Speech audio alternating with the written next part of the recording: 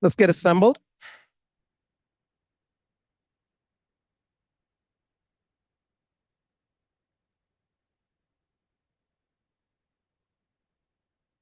It is 7:01. I'm calling to order the meeting of the San Leandro City Council. Today is July 1st, 2024, and it is 7 p.m.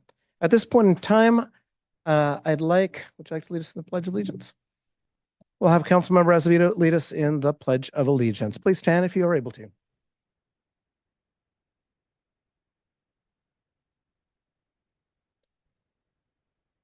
the republic for which it stands, one nation, under God, indivisible, with liberty and justice. Madam Clerk, would you please take the roll? Yes. Councilmember Aguilar. Present. Councilmember Azevedo. Councilmember Baloo. Present. Councilmember Bowen. Councilmember Viveros Walton. Present. Vice Mayor Simon is absent, and Mayor Gonzalez. Present. Thank you. So for our announcements, the City of San Leandro conducts orderly meetings to fulfill its mandate.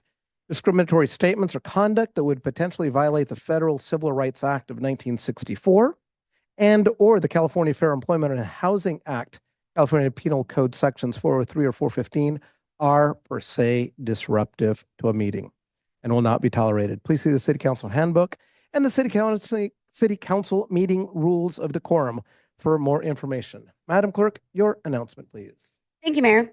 If you would like to make a public comment during the meeting, you can do so in person via Zoom.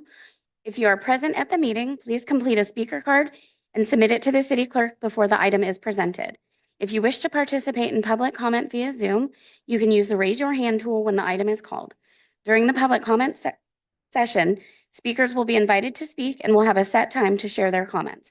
A countdown timer will appear for their convenience, and when the time is up, the microphone will be muted. All raised hands outside of public comment will be lowered to avoid confusion. Once public comment is opened, hands may be raised to speak. There will be a 30-minute window for public comments, which will take place under item 7, public comments, as per the published agenda. After this time is up, the council will proceed with the rest of the meeting's agenda. If you have not had the opportunity to speak during the initial 30-minute period, there will be another chance to do so after item 12, City Council reports. Thank you. So at this point in time, we'll move to item 3 on our agenda. Is there any reportable action that came out of closed session? City Attorney. Thank you, Mayor. No reportable actions were taken in closed session, but direction was provided to staff. Today we have no recognition, so let's move to our consent calendar, item number 5. Is there any request from council members to pull an item from our consent calendar? Seeing none, may I have a motion? Councilmember Baloo. So moved. Councilmember Aguilar. Second. Okay, at this point in time, I've got a motion from Councilmember Baloo with a second from Councilmember Aguilar. I'm going to take public comment on this item if we've got public comment. Mayor, I have one public comment in person and none online. Please proceed. Karen Fernandez.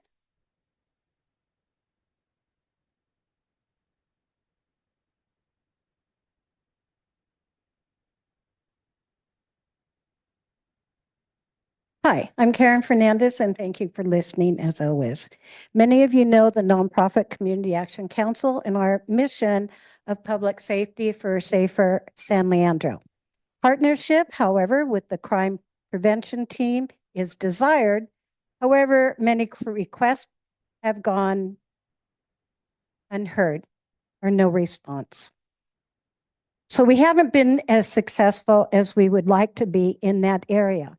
For example, we have not heard anything back to a request that we made for a co-sponsored citywide safety event or just us brainstorming on what we can do to make the city Ms. safer. Fernandez, I'm going to ask you to pause for just a second, as we do have general public comment in just Oh, a isn't little that bit. what this is? This is specifically for Oh, consent calendar. Or the I'm table. sorry.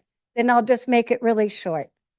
I apologize for that. Is it related to the consent calendar? Yes, it is. I perfect. put 2 in. I'm sorry. You'll hear it all again later.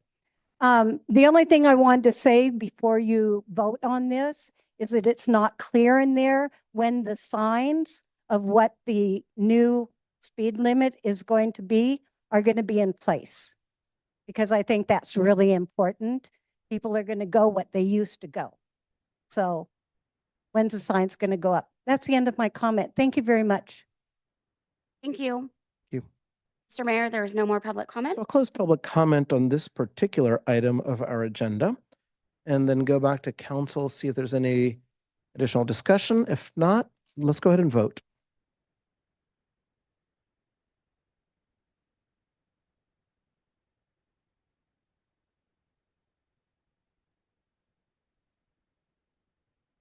Mr. Mayor, all votes are in. Motion passes 6-0 with Councilmember Simon absent.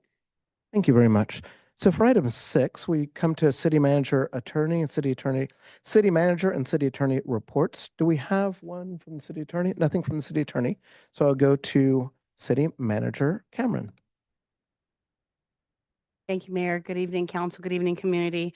I just have one quick announcement. I wanted to invite our community out tomorrow night for the swearing-in ceremony for our chief, Angela Averett.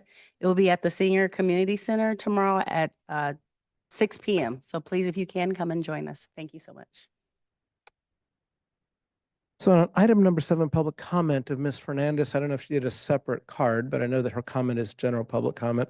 Let's make sure we get that. So this is the point in time where we're taking public comments for items that are not on our agenda and for items that are within the purview, the subject matter jurisdiction of this council. So Madam Clerk, how many cards do we have? You have 7.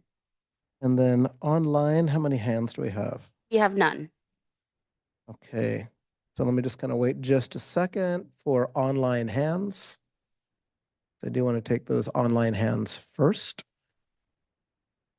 Want to make sure we allocate time properly. Okay, so then we'll close the online portion and we'll come back to in person. If I can have the 7 speakers, please. Karen Fernandez?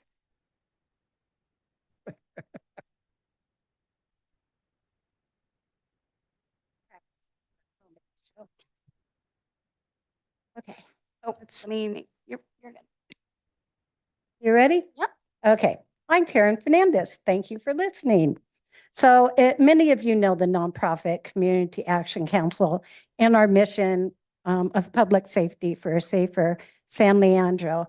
What we've been trying to do unsuccessfully is to create a partnership with the crime and prevention team.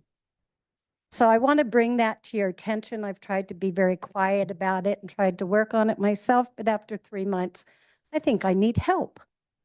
For example, we have not heard back anything to a request for a co-sponsored citywide safety event or just for us to get together and do some brainstorming. However, we're a strong nonprofit, we're moving forward, and we're getting stronger. The question is, what are we missing in trying to form those partnerships? What do you need? What does the crime prevention people need? What do the other teams need in order to create that partnership with us? Please educate us, because this is what our desire is. So thank you. Please reach out. We want to form the strong partnerships. We are shifting our focus as needed because we're listening to the residents, we're talking to them, and we want to empower them to come here and speak, to send emails to you and speak, to make their voices heard. They are looking for, and we are looking for, a safer community, stronger voices, and more transparency from our team that the residents elected, you all, and from those that were appointed officials. Thank you. Have a good evening. Thank Last you. talk for me. Thank you. Robert Marujo?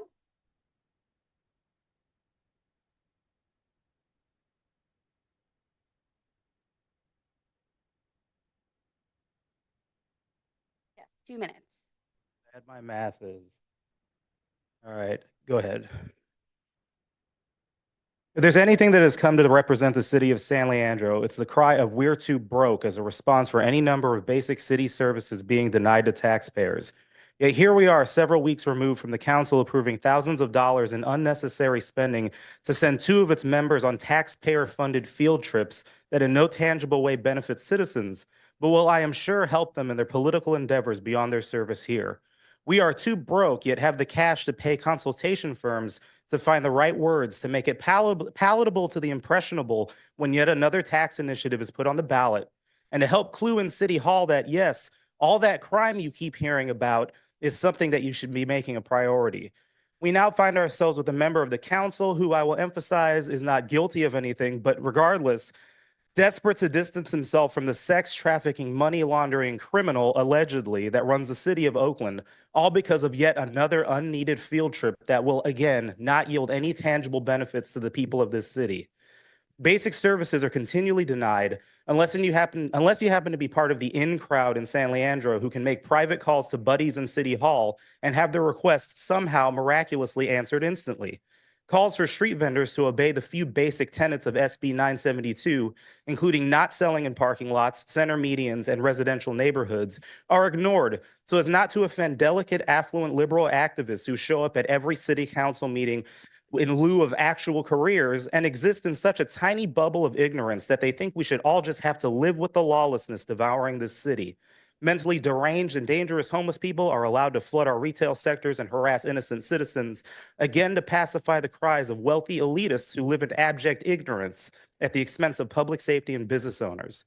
If you want to get back to the days of $200 3-hour lunches without hearing constant complaints from citizens, I suggest getting back to the bare basics of doing your jobs and not blatantly and willfully refusing as you are doing now. Thank you. Your time is up. Robert Lupo?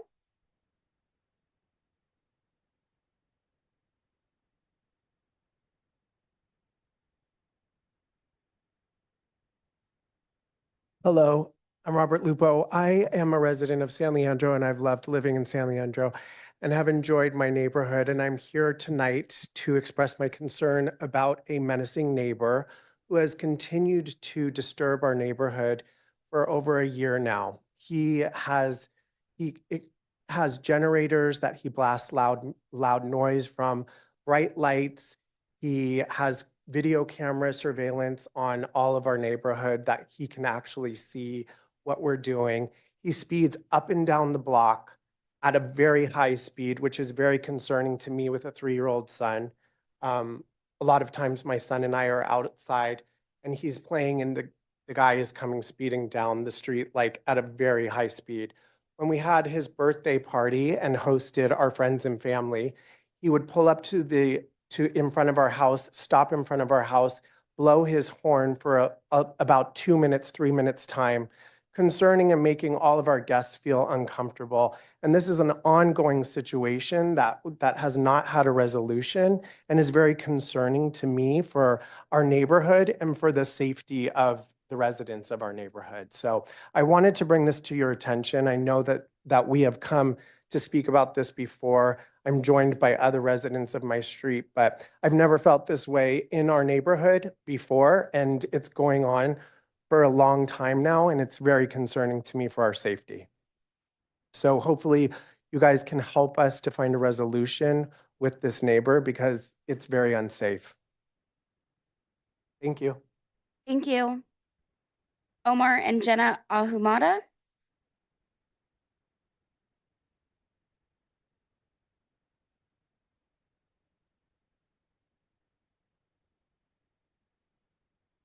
Yes, hello, good evening. I'm Omar, and my wife is Jenna. She's sitting right there. So based on what Robert was saying just before me, I'm a resident also of that street, St. Mary's, in Estudillo Estates here in San Leandro. And we also have had our share of encounters with this gentleman, or not gentleman really, but this neighbor has become just a bad situation in the neighborhood. He's bringing a lot of chaos, stressful situations.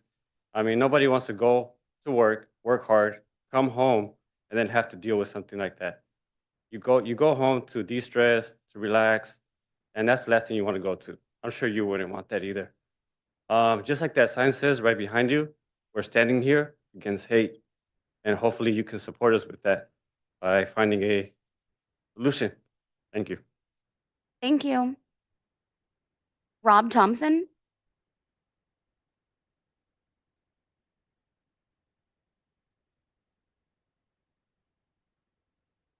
Thank you. So good evening. So following up from the last two commenters, I'm also a resident of St. Mary's Avenue here with my wife. We've lived in the area for 10 years. And just to reiterate a little things that have already been stated, but this kind of all started about a year ago with the father and son at the residence arguing amongst each other and would often then leave the neighborhood speeding through the stop sign at high rates of speed. Since then, it's escalated into issues with excessive lighting, the lighting that was actually like stadium lighting, if you like, which was from dawn till dusk. That has been toned down a little bit at this point, at least at the front of the house, although the rear of the house is still lit up like a football stadium. There've been numerous issues of verbal harassment, of gestures made to myself, to my wife, to other neighbors, simply for turning our car around in the neighborhood. It will result in us being followed with a camera in our face to film whatever we've done. On numerous occasions, I know there's a noise ordinance, so I'm not going to speak specifically to that, but not only the generator is left on unattended for hours and hours at a time on Friday evenings, over weekends. There's occasions where he has 5 cars, he will come out and turn on the alarms on all 5 cars and just leave them going for a number of minutes until he's got the satisfaction that he wanted from that activity. He's also plays subliminal messages when he plays his music really, really loud. He's stopped outside our house on Super Bowl Sunday at 7 a.m., playing a song over and over again on repeat. Do you ever get the impression that you're being watched? I forget the exact lyrics, but he's played that numerous times. He has, as mentioned, he has 5 cars that he parks in the neighborhood. All of the cars have cameras and microphones contained within them, pointing at individual residents. He doesn't park in front of his own house, he parks in front of ourselves, other neighbors' houses, and he has done so specifically without moving his cars for over 6 months. Thank you. Thank you. Neil Knowles.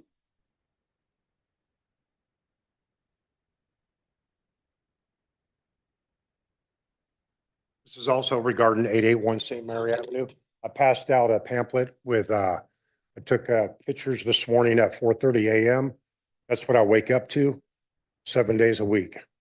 The first one, the picture I believe is the front of my house. You can see the silver truck, that's mine.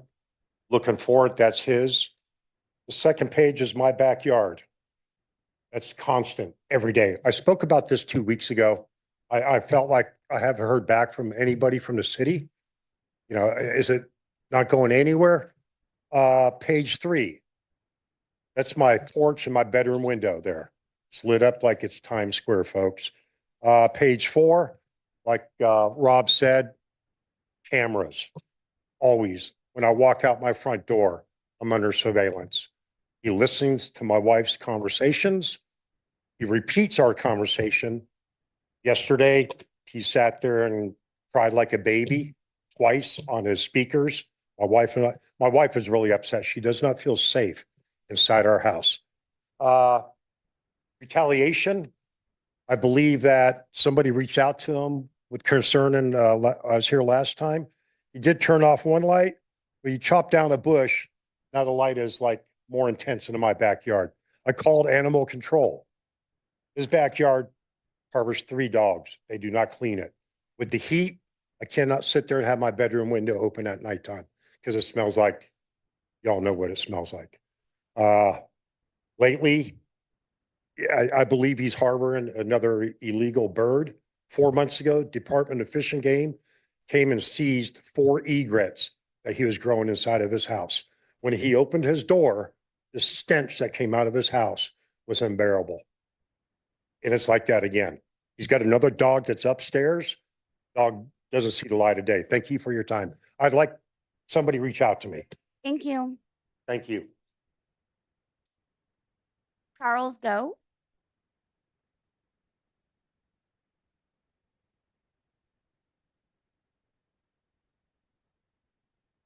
Good evening, city council members, mayor, staff, and members of the public.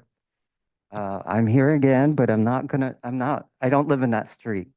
So I'm going to be talking about something that unfortunately I also did bring up last month. And this is a request again for staff report for agenda items that are posted.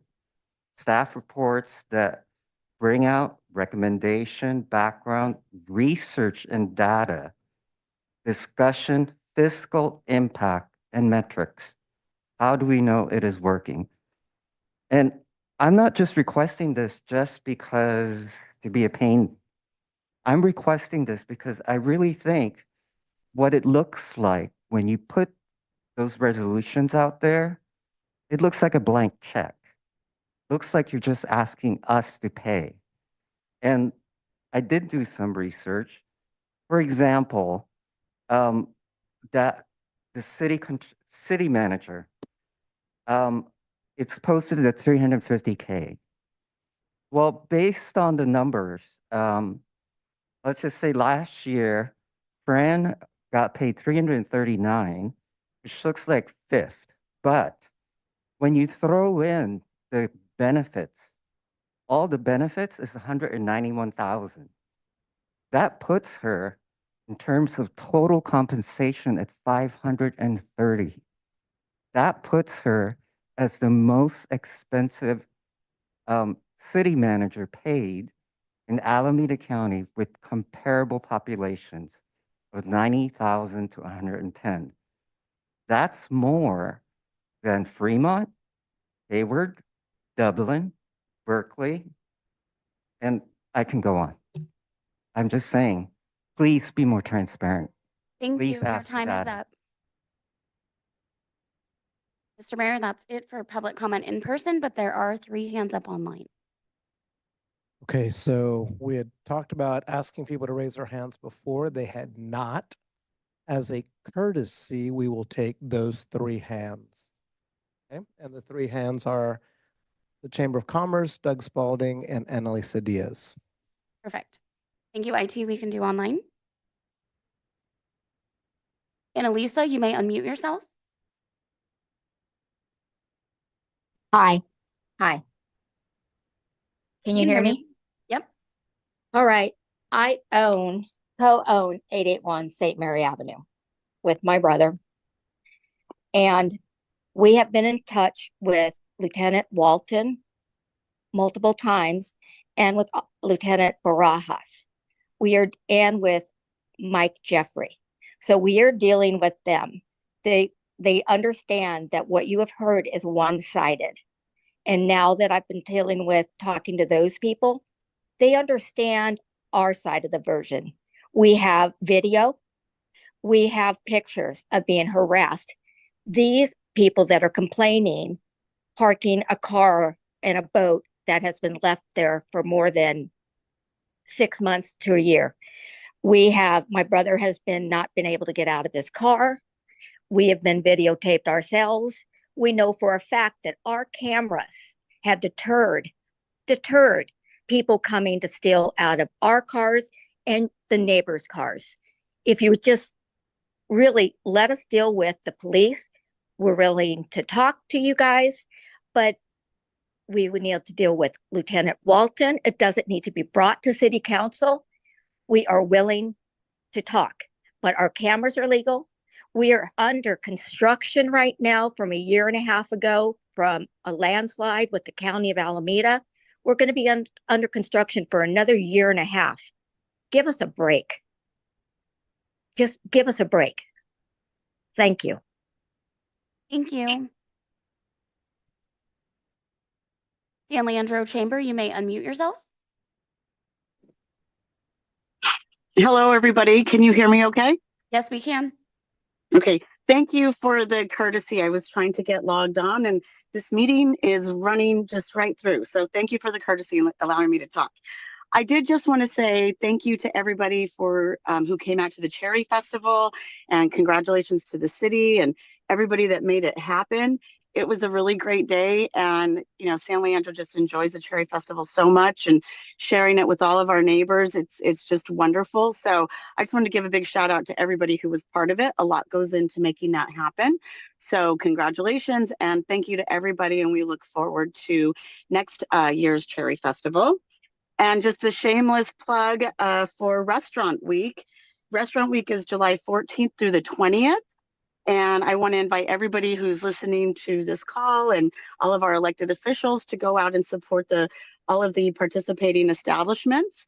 There's no fee for any sort of a food or drink establishment to participate.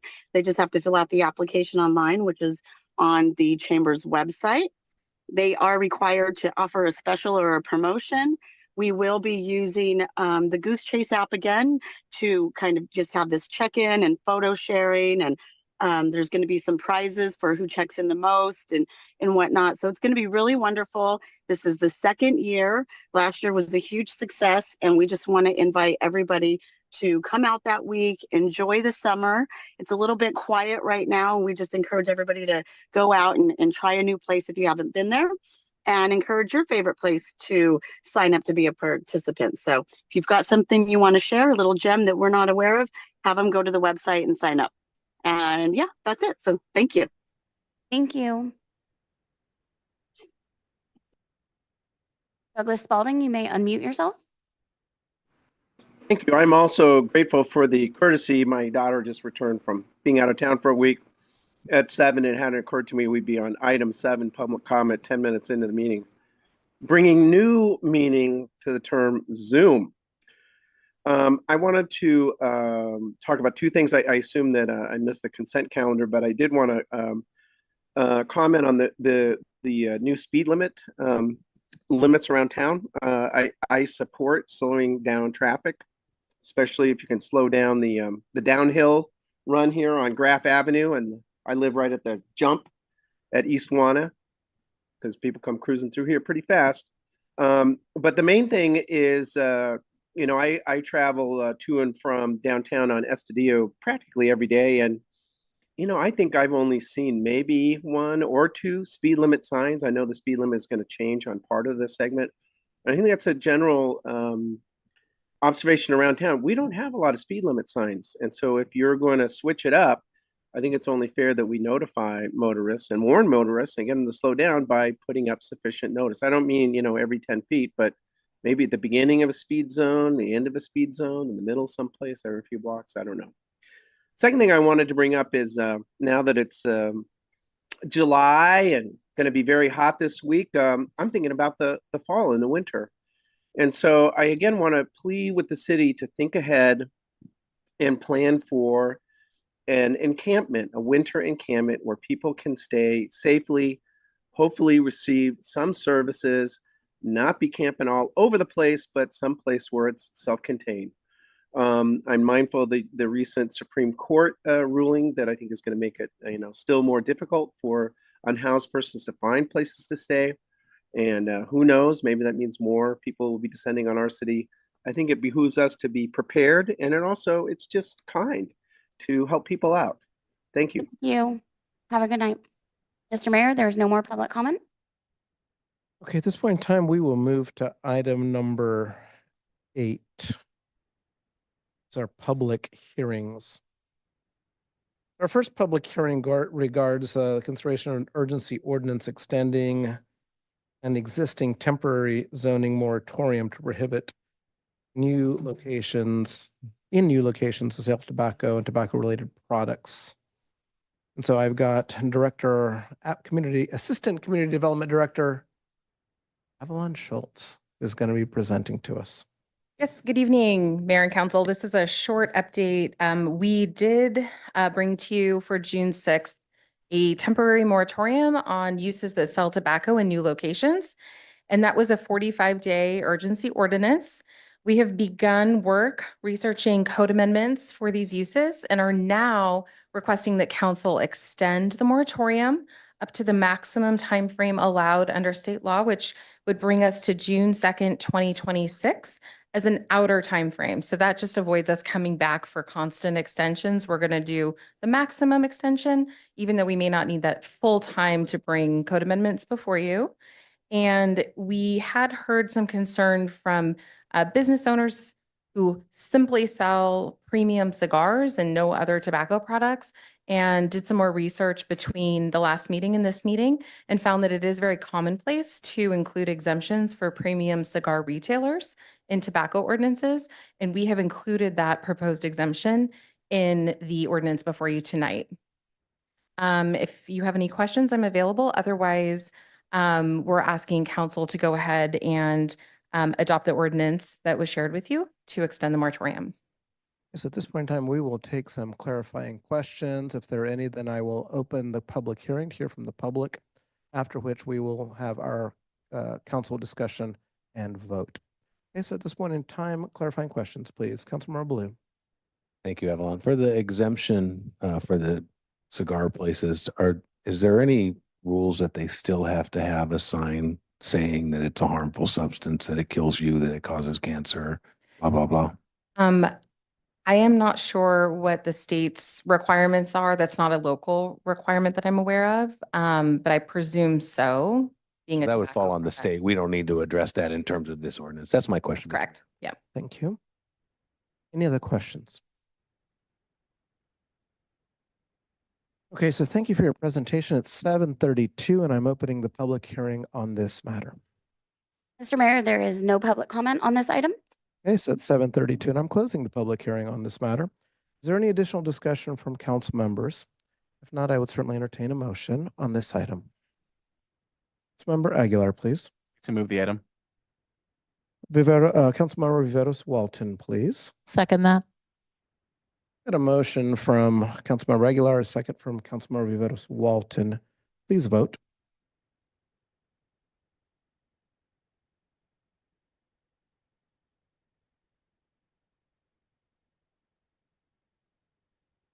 Councilmember Bowen, your vote, please. All votes are in. Motion passes 6-0 with Vice Mayor Simon absent. Okay, at this point in time, we're going to move to our second public hearing. This is a first reading of two ordinances.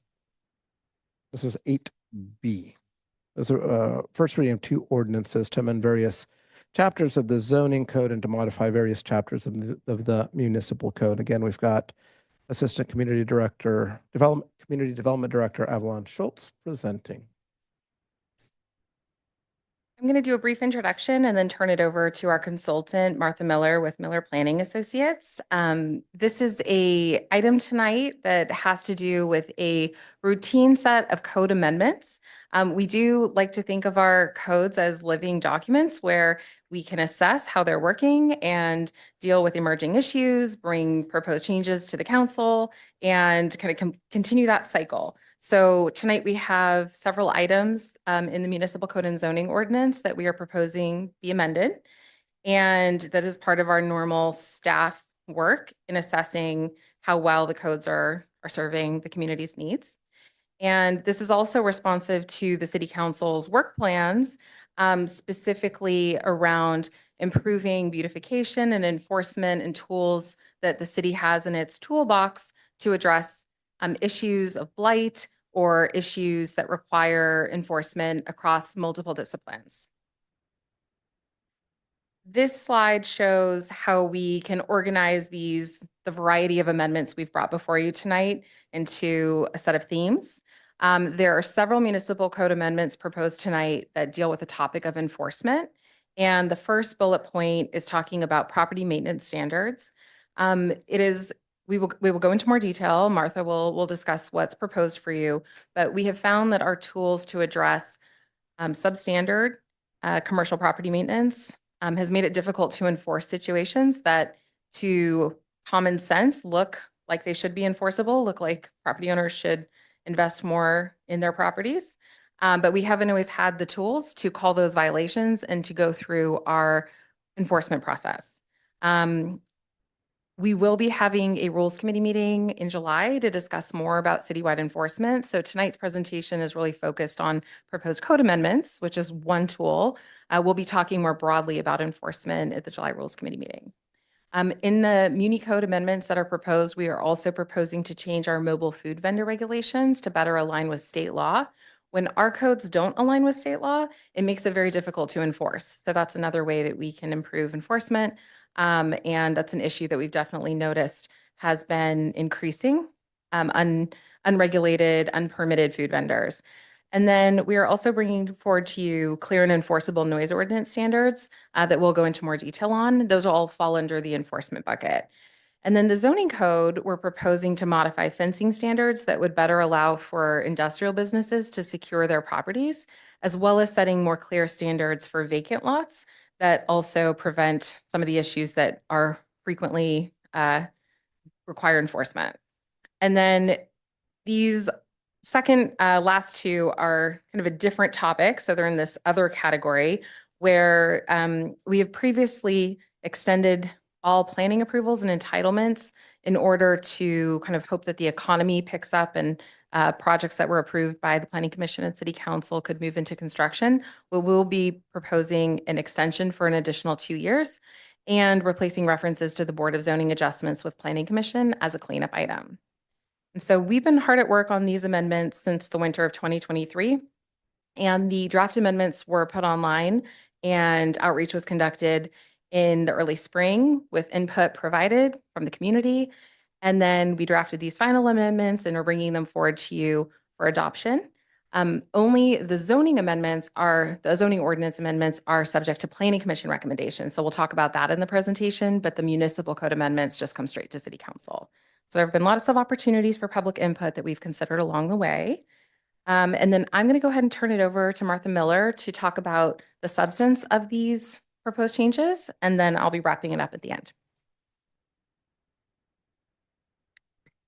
Thank you, Mayor and Council. It's good to be before you tonight. I'm going to give an overall summary of the amendments that are included in your package today, beginning with that first set that's related to amendments to help the city enable effective enforcement. And the first part of that is defining public nuisances. So the draft ordinance specifies that a public nuisance would exist when a property is maintained in a condition that's detrimental to public health and safety, in violation of any applicable codes or laws, injurious to health, or interfering with comfortable enjoyment of life or property.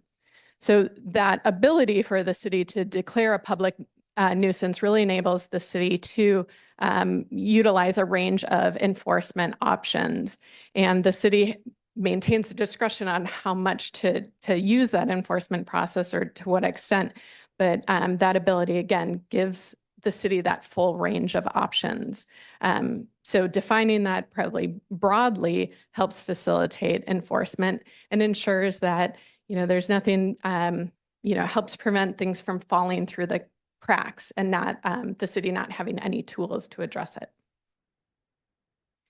The enforcement related amendments also include amendments related to the maintenance of commercial and multifamily properties that have 5 or more units. And these provisions include requiring multi-tenant commercial shopping centers and multi-unit properties to post property management contact information on site. So we are able to contact a responsible party should there be concerns or something that needs to be addressed. The amendments also revise existing standards to help address more aesthetic kinds of conditions. So address things such as the maintenance of buildings, of common areas, of parking areas, landscaping, and litter control in an enforceable manner. The property maintenance amendments also include provisions for a new boarding permit process, which requires staff approval in order to allow the boarding of windows in buildings. And that would be allowed under certain circumstances where there's an active building or demolition permit in process, where it's not contributing to blight or there's other considerations. But having this process in place allows staff to enforce when a building has been boarded up inappropriately or without the appropriate permits. There's also standards regarding vacant lot maintenance that can be an attractive nuisance. A couple of requirements for this does include identifying a local contact, again, so that there's somebody that we can contact who is responsible and can respond if there's concerns or something that needs to be addressed on site.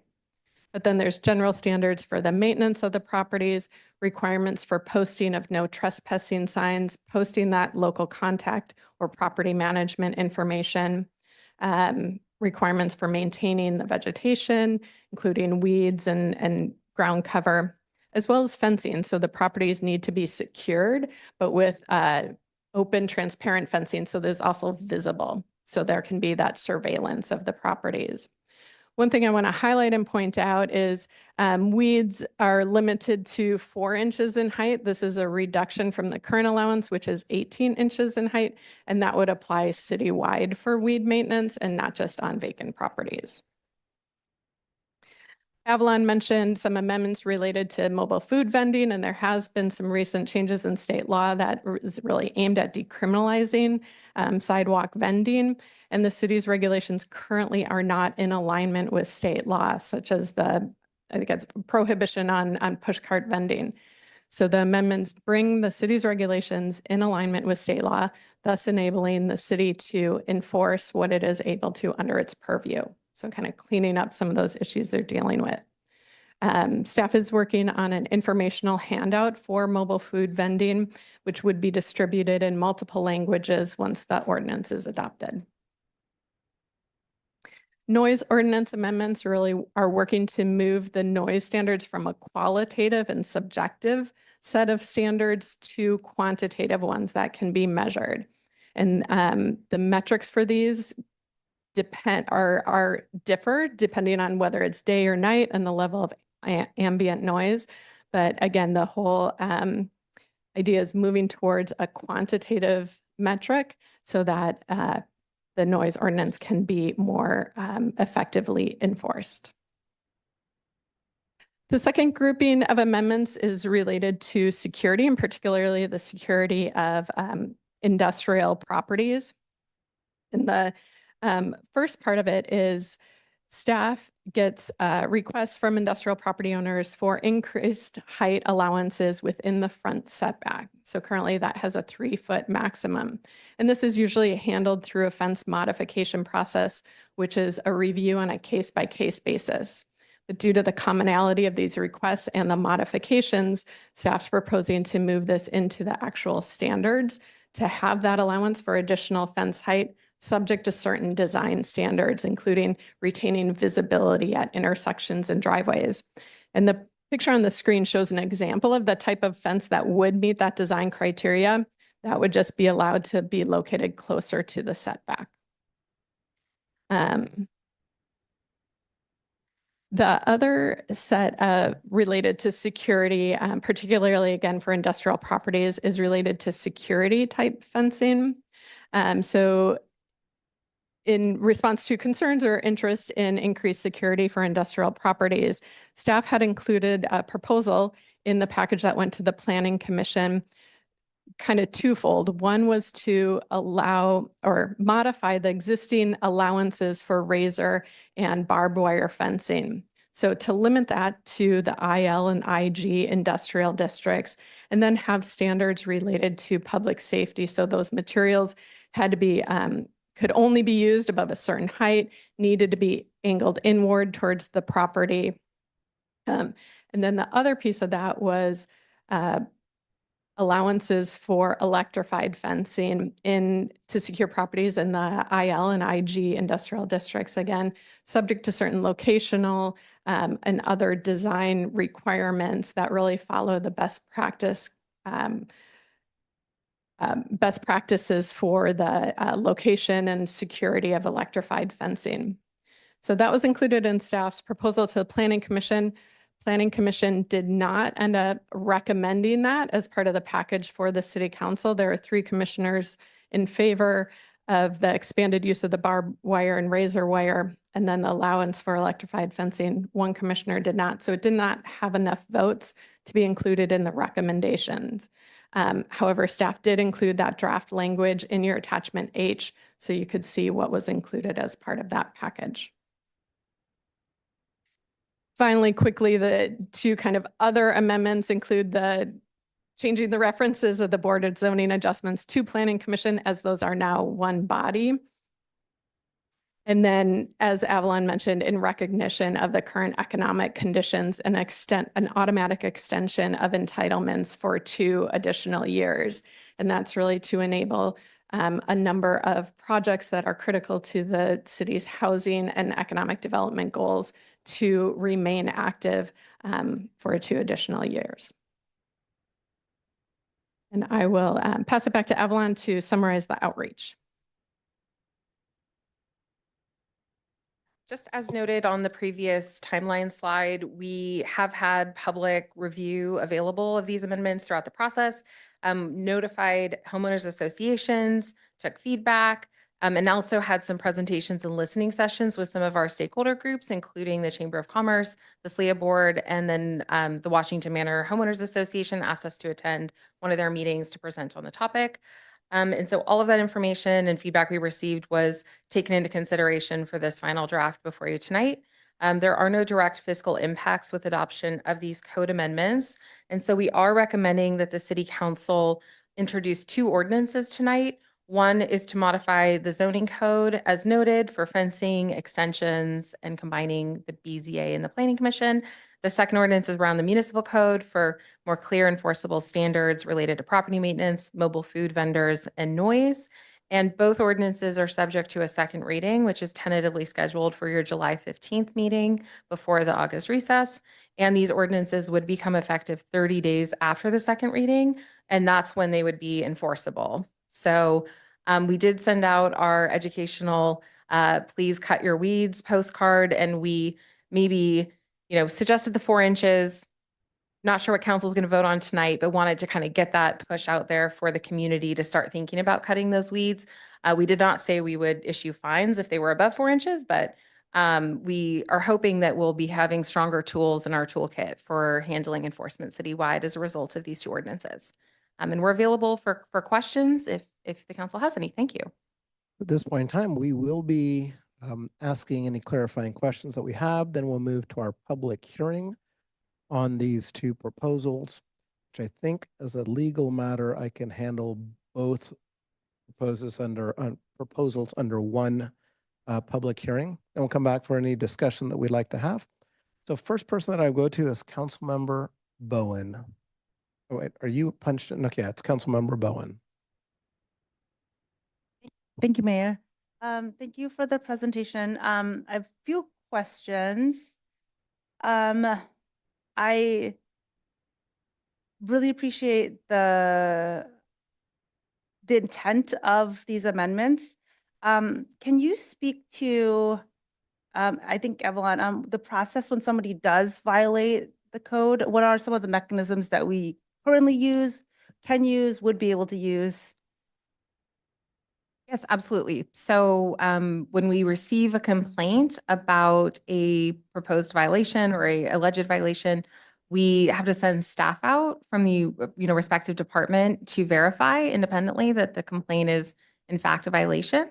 And then if it's verified, we provide notice to the property owner that they are responsible for remedying the violation, and we provide them a due date. Oftentimes, 10 or more days to address the situation. And then the escalation from there, if the item's not remedied, is more official notice, can go to citations. And then in limited circumstances, if voluntary compliance is not reached, we can seek a judicial warrant to get approval to go on to private property and address the violation ourselves at the expense of the property owner. That happens in very rare instances, but the public nuisance language that's proposed and that's found throughout the municipal code is really key when we do need to go in those extreme situations to a judge for a warrant. So you're saying that it doesn't often happen? The judicial warrant piece does not often happen, no. But typically, a lot of folks don't know they might have a problem. They get the first notice and they fix it. A handful of cases at any given time require that additional monetary penalty to motivate them to fix the issue. Okay. I'm just thinking through some of the language I understand is purposefully general or vague so that we can broaden sort of the way that we can utilize the tool. I'm just trying to think like worst case scenario, how it could be taken for or abused in that way. And so I just want to make sure I understand that there's a process. That's correct. Yeah, it is really hard to imagine all of the different ways things can go wrong. And I think tonight was an interesting meeting to hear about all the types of things that can happen in a community. And so we do like to have some leeway for being able to address situations that we may not have thought up ourselves. And there is due process. So anytime one of our staff people goes out and issues a citation or a notice, it's appealable to an independent board. So that helps provide a check and balance against misuse of that broad discretion, right? And then with the judicial warrant process, which is very legal in nature, the city attorneys assist, and it has a judge make a decision before the city can enter private property. Okay, great. And then you spoke briefly about staff, and we've often talked about how we're a pretty lean organization. What does our staffing look like for code enforcement? Yeah, we will be discussing this in more detail at the forthcoming Rules Committee meeting in July. We are budgeted for a supervisor and 2 officer 2s. Those positions are vacant, and we are utilizing contract staff at the moment, and utilizing salary savings to augment. So actually right now we have ramped up, and we have 2 senior officers, 2 officer 1s, and we will have an intern and a provisional officer assisting us over our busy season the next few months. And we hope that you'll see the fruits of their labors and in terms of positive impact on the community in the next few months. And I know that code enforcement officers can be sworn or non-sworn. What are they for our enforcement purposes? So we utilize non-sworn officers who are certified and trained to be enforcement officers versus law enforcement in the community development department. And then we also have subject matter experts like our engineering inspectors or our building inspectors who do enforcement in their subject matter areas. And then I know the police department also has non-sworn community services technicians, or I believe that's their title, PSTs, who also do enforcement of vehicles or parking violations, of noise, a variety of items that can be addressed by non-sworn staff as well. And just the one last question, I know I'm using my time up. What is the plan for community outreach and education around this as a proactive measure, so people understand the amendments, but also just so they can get ahead of it? Right.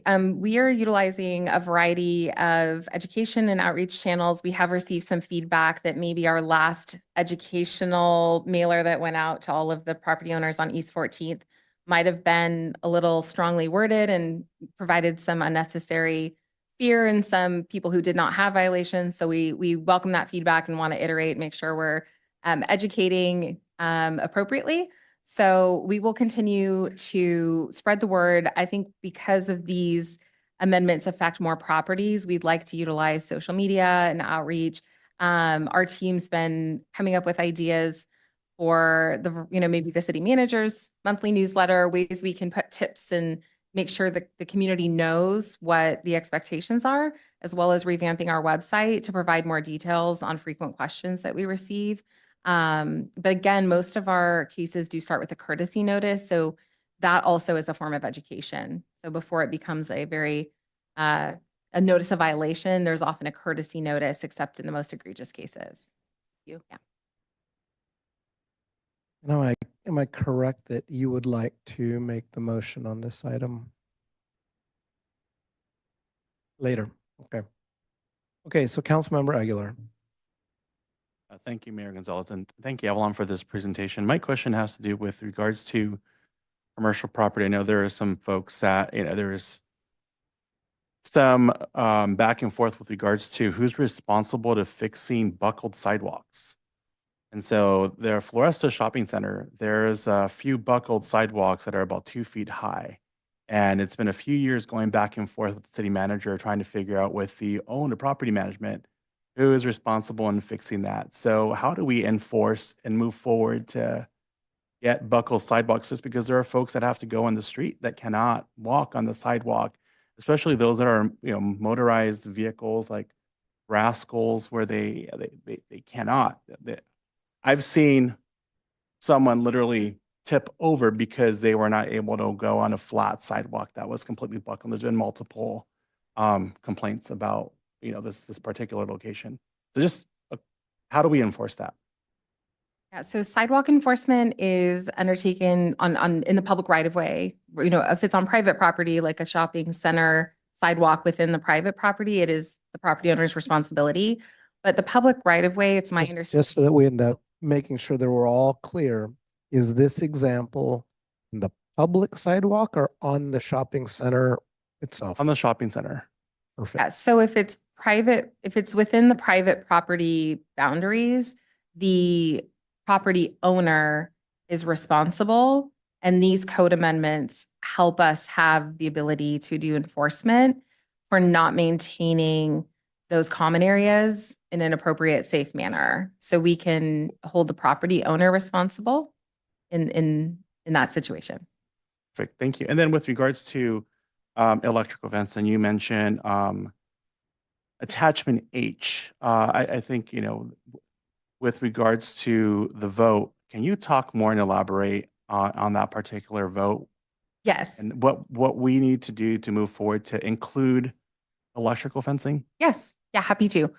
We had a quorum at the Planning Commission, but just barely. So we had 4 members present out of 7. And in order to pass any resolutions, all 4 members needed to vote yes. And so when it came to the topic of the hazardous fencing, that so-called, we could only get 3 votes for that piece. So they did not as a body recommend approval of that to the council, but staff has included the proposed language in the packet. And if the council wants to provide direction to include those amendments in these ordinances, it can do so. We have received some comments from industry experts, and our team was able to do some more research today. Some of the standards we were proposing regarding height and separation are slightly different than a IEC document that is referenced in the state building codes. And so if the council does wish to adopt that section, attachment H, it could also decide if it wants to direct staff to make reference to the international standard and bring that cleaned up version back with a second reading. It was not our intention to put forth anything out of keeping with state law. And so we are awaiting council's direction. Thank you for that. I think that's something that I would like to include the adoption of that with, according to IEC standards. So those are my questions. Thank you. Thank you. We'll go to Councilmember Baloo next. Thank you. I have 2 questions in there on both different sides of the 2 things. One is for the food vendors. We heard from our consultant that the state law has changed the way we were what the requirements were on the food vendors. Can someone just give us a quick rundown of what's required if I want to be a mobile food vendor? I'm not sure the public has an idea that there's licensing and safety and food safety and fluorine and hand washing stations and minimum wages and whatever else there are.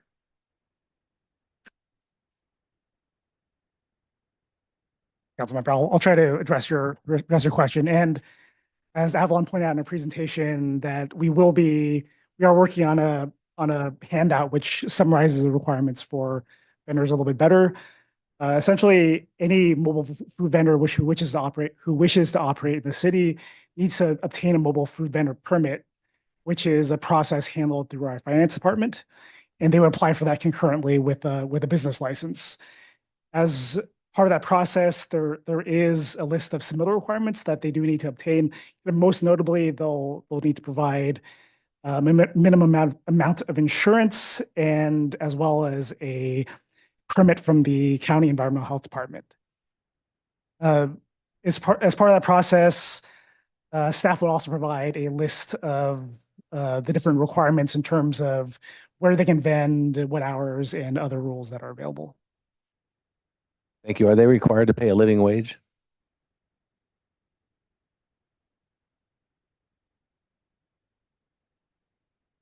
we can take a look at the requirement and get back to you on that. Okay, and also, are they required to comply with the county's to-go food, packaging requirements? You know, the county has some not weird, but environmentally friendly food packaging requirements. If I own a restaurant, do you know if food vendors are held to that same standard? We're not sure. Alameda County definitely has different programs for different items. We could inquire and report back.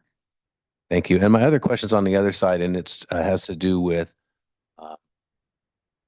two things: the barbed fences and the electric fences. So for the police department, and I know our police chief is here, but I think for that razor wire, just based on my experience, it's pretty hard to get over that if you want to check a building if an alarm goes off. You know, barbed wire is a little easier. The police, we used to have ways to get over and check. And that razor wire, can we also require a Knox box if you install razor wire as part of this ordinance, or would we need to come back and do cleanup for that? So because that's really a legal question as to whether it can be in the same reading, I'm going to come to city attorney for that.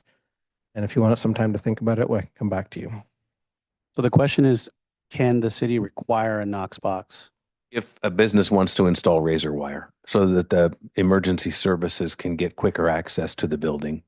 And to be really clear, can it be a legal requirement that we can impose? And number two, could we still adopt what's presented here and bring that back on the second reading? And would that just be a nominal amendment? It could be that, or we could just do cleanup down the road. I just want to know if that's something that we can consider.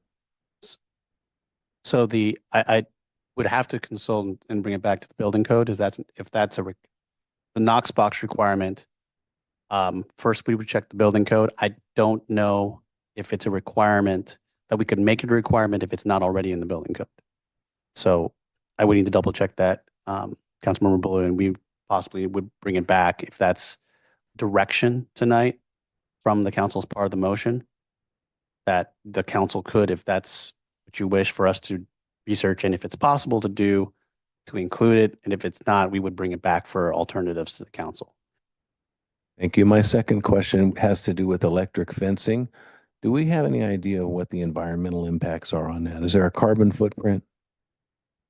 Is it something that our monarch butterflies, if there was an electric fence down on the west end of town where we have our monarch butterfly habitat, close to businesses down there that are storage kind of lot businesses, has there been do we have any information on whether it has a carbon footprint, whether it impacts the environment in a negative or positive way, or anything like that? No, we haven't seen any data to get to that question. Okay. I want to speak out of turn. Those are my questions, Mr. Mayor. Thank you. At this point in time, we'll go to Councilmember Viveros Walton, please. Thank you. Just a couple of questions. I have about 3-4 questions. At any point in time, how many open cases is our staff working on in terms of code violations, neighborhood preservation? Is it like 100, 200 cases open at one time? It definitely varies and is seasonal, but I would say not 200, but 100 is definitely within the ballpark at any given season. It's a busier time when you see the weeds growing. Yeah. So the warmer months tend to be the most busy time. Okay. And so during the warmer months, is it like 200? I would say, and I'm looking back, I would say 115 is more what I've seen as we do, checks along the way at various times. But then again, having more consultants with us right now definitely helps to get through them quicker. Got it. Yeah. And can you talk to us a little bit about how those cases are prioritized? Yes, we will be getting into that in the July Rules Committee meeting in more detail. In general, I can speak for our community development team. For the building division, it is always life safety is the top priority. So they're going through a risk factor and how harmful the situation may be. And then for community preservation, we tend to look at a few factors. One is, of course, health and safety, but most of the cases that come to the Community Preservation Division are not real safety hazards as much as other departments might be dealing with. So for us, it has to do with kind of community benefit. So if you think about the arterials, the business districts, shopping centers, downtown, places that the majority of the community experiences, and that kind of helps San Leandro have its brand, so to speak, that's definitely a priority. And then the severity of the case is also a factor. So if something is really egregious, really out of line, most severe, that can be a reason to put it forth as an immediate action item.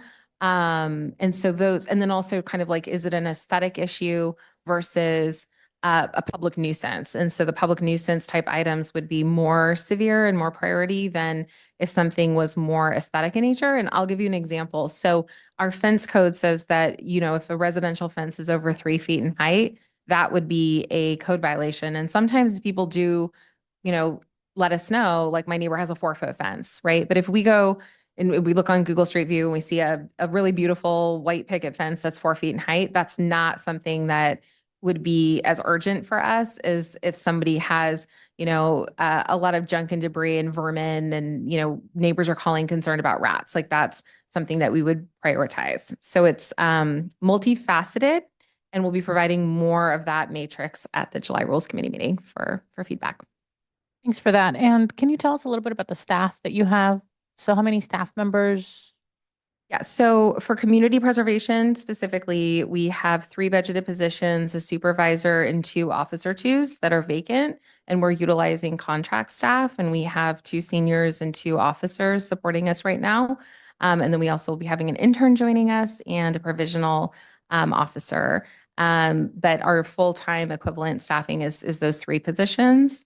So that's our current situation. The 3 FTEs to manage 100+ open cases at any time. That's correct. Yeah. And then other departments, because we know sometimes community preservation is synonymous with code enforcement, but enforcement is really distributed. We've got, you know, folks in other departments that are doing this work as well. And sometimes it's not clear to the community who does what. And so we're always triaging in the background and getting things over to the right folks. Thank you for that. I'm going to transition over to mobile food permits.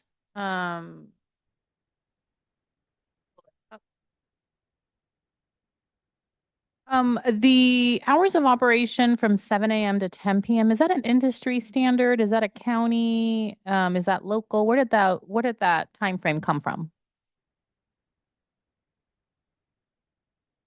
The time limit was part of the existing mobile food vendor ordinance. So that's, the hours are not being amended as part of the amendments before you this evening. Okay. So we did not research the origin of it, but it is a part of the code as of now. Okay. And then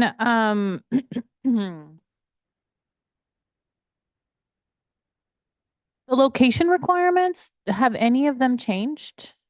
That's my time limit. This is my last question.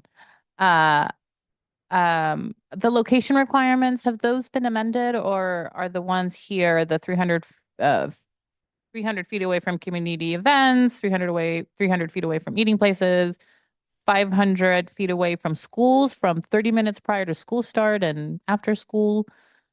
Have those changed, or are those just carried over from? Those have not changed, but Okay. the description of the requirement ties it back to health and safety purposes. Got it. Thank you. My time's up. Okay, so at this point in time, I'm going to have City Attorney make a clarification or to answer a question that had been raised earlier. So real quick on the follow-up, which is timely on mobile food vending, the living wage ordinance of the city does not apply to the mobile food vendors. Okay, at this point in time, I'm going to ask just a couple of quick questions. My council colleagues have been very thorough. SB 396, I think the original concern from some folks in the community was that it pretty much allowed anything to happen. But the sense that I get is that when you actually look closely at the legislation, that there are a number of controls that are put in place for the health and safety and preservation of the community more broadly. That's correct? That's correct. And so one other point is it's often referred to as decriminalizing mobile food vending, but that doesn't mean we can't address it through administrative penalties. It's just not a misdemeanor, for example. So we still have enforcement tools and time, place, manner restrictions. Okay, so I'll have some comments a little bit later. Is that a follow-up question, Councilmember Blue? It is, Mr. Mayor. It's for the city attorney. The living wage doesn't apply, or are they obliged to pay the state minimum wage? Yes, to the extent they have employees. Thank you. I think that all raises some interesting questions that we can discuss in the commentary around who's the employee, who's the owner, and all that kind of stuff. At this point in time, I think we have no more questions, and it is 8:11, and I'm going to go ahead and open the public hearing. Did you want to make an announcement now or after the item is complete? It's up to you. You want me to? Okay, so at this point in time, Councilmember Azevedo is going to excuse himself as he is not feeling well. And so we're going to let him go before opening our public hearing.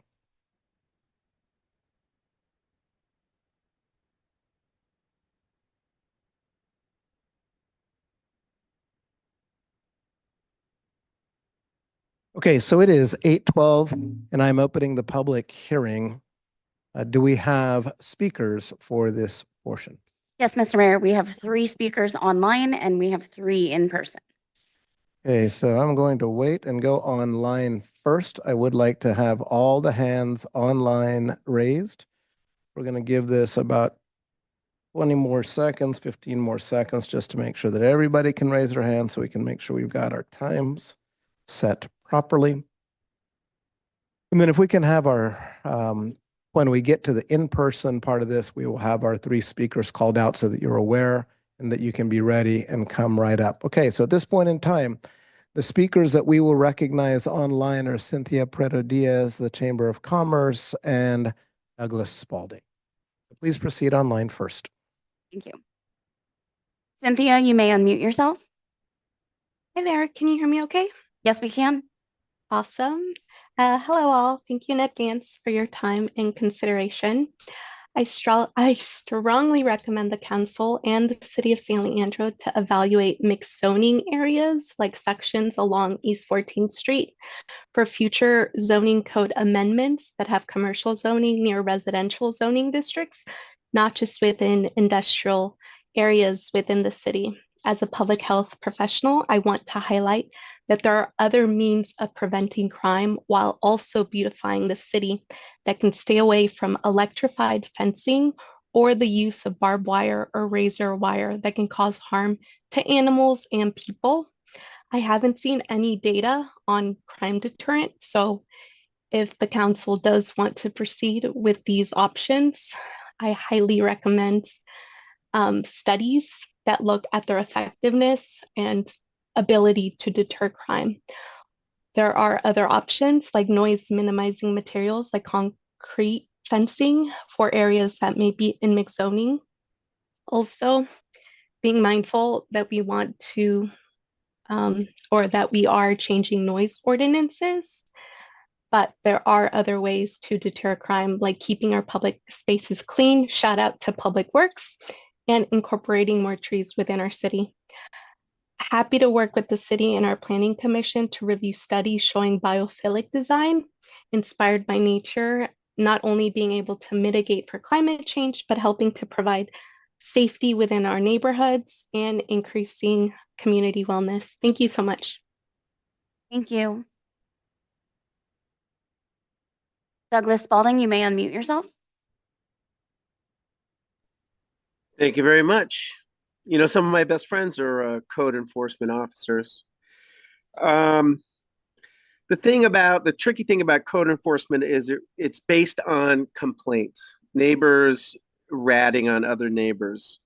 And so it promotes enforcement actions over neighborly discussions like, hey, you know, would you mind whacking your weeds?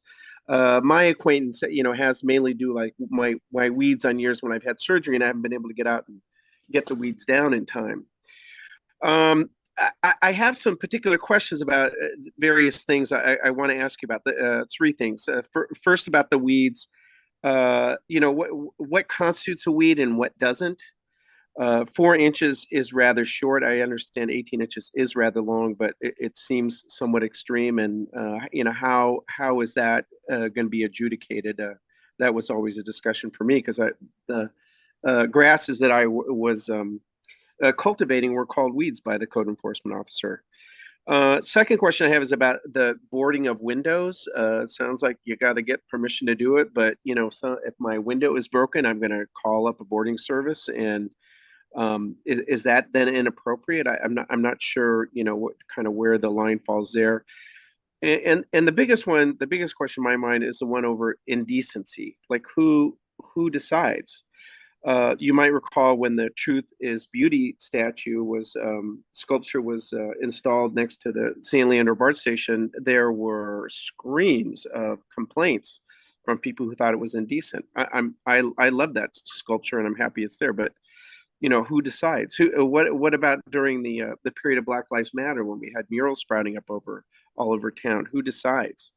Will it get to the point where I repaint my house and my neighbors don't like my colors because I like the colors of houses in Florida over San Leandro? So, really, what are the criteria? Thank you. Your time is up. San Leandro Chamber, you may unmute yourself. Hi, everybody. It's Emily Grego, San Leandro Chamber of Commerce, President and CEO. There's a couple of items that I want to talk about in regard to this. We do support the extending entitlements.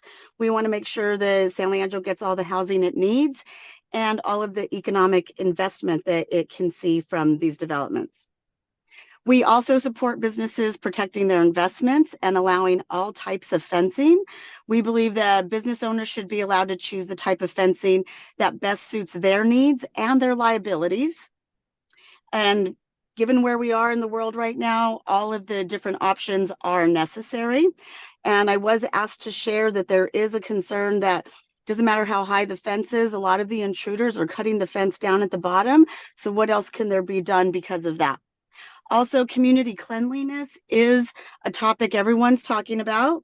And we just want to make sure that it is a shared responsibility, not only commercial and business owners, but residential as well as the city, the county, and the state. We all must maintain our properties. This includes removing debris, old furniture, broken cars, weeds, mending fences, enforcing illegal dumping. And then lastly, street vendors are for sure a growing concern. There is one that sets up on Marina Drive with a 10 by 20 tent, a grill, and an open flashing sign up the street from other viable businesses that pay taxes, pay fees, provide jobs. So this is very concerning. We're happy to see that there is this guideline booklet that's going into effect, but what's really important is enforcing it. How do we enforce this? There's also vendors showing up at community events. How do we enforce this? So I'm happy to hear about the Rules Committee meeting next week, and we will certainly be there because enforcement is major. That's what needs to happen here. Thank you. Your time is up. Mr. Mayor, there is no more public comment online, I'm sorry. Okay, so let's close online public comment and bring it into the room, please. Michael Colbruno, Keith Kaneko, and Charles Go.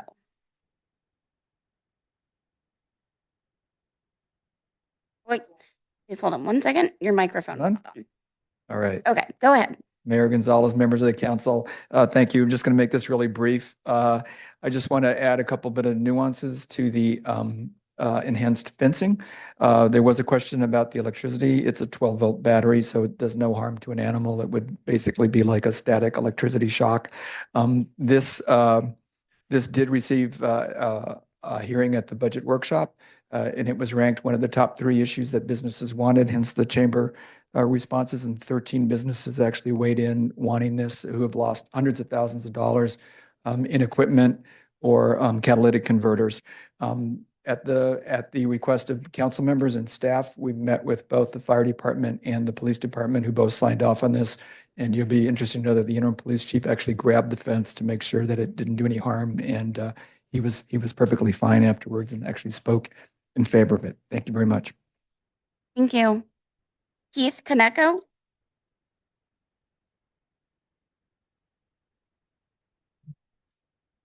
Mayor Gonzalez, council members, my name's Keith Kaneko and I'm with Amarok. Our company provides electrified security fencing technology for commercial businesses. First of all, just want to say thank you to staff for their diligent work on this code amendment. And we certainly request that that portion of the security fencing be reintegrated into the package, please. But I just want to elaborate a little bit more about the justification and need. This system is effectively a security fence behind an existing fence or wall. Okay, as we all, I think we heard also from the public comment previous, criminals don't climb over, they cut through. And that's why our system is basically backs up the exterior fence or wall. That also helps mitigate any potential inadvertent contact. To come in contact with an electrified security fence, you actually have to trespass, make a concerted effort to climb over, cut through, dig under the perimeter fence. There's yellow warning signage involved as well to make it clear to the criminal that backing up the perimeter fence or wall, there is an electrified security fence. This technology is not arbitrary. It is covered in state law, California Civil Code Section 835, references the IEC standard, which was referenced by staff as well, to kind of reintegrate and provide the guidelines for the safe operation and design of this type of security technology. The IEC commission, they tested it for safety, not only just for humans, but also for wildlife, and to make sure that it does not cause issues or harm to basically any subject that comes in contact with it. As Mr. Colbruno said, it's effectively like getting a static shock. For the same reasons why you are not harmed by a static shock is the same reason why this technology is not harmful. But it is a strong deterrent because it is a monitored alarm system. Well, thank you very much. I'm available for any technical questions. Thank you. Charles Go?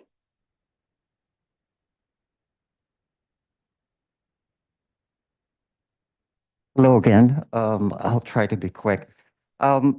Regarding this fencing, I would really urge you to, again, get more information and research. For example, if you have electric fencing and barbed wire, does that really work? What are the cases that you're actually dealing in San Leandro? For example, around where I lived, the Gourmet Cellar, recently, the robbers just used their cars and rammed through the door and stole the ATM. The CVS pharmacy next to Habit Burger, same thing, right?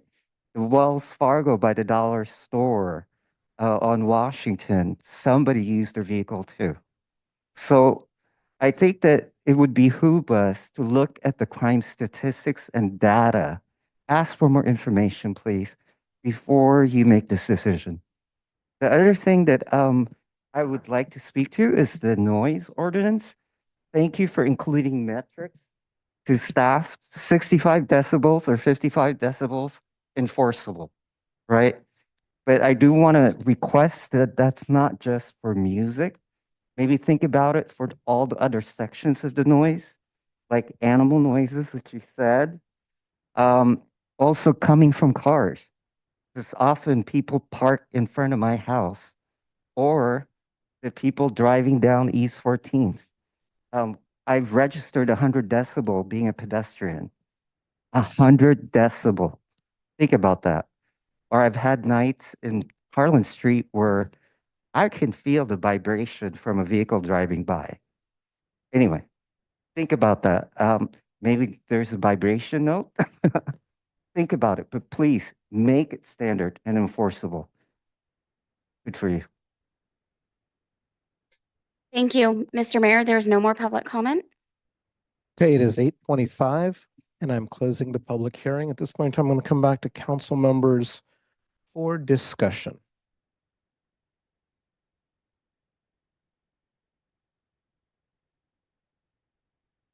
If there's no discussion, I will weigh in.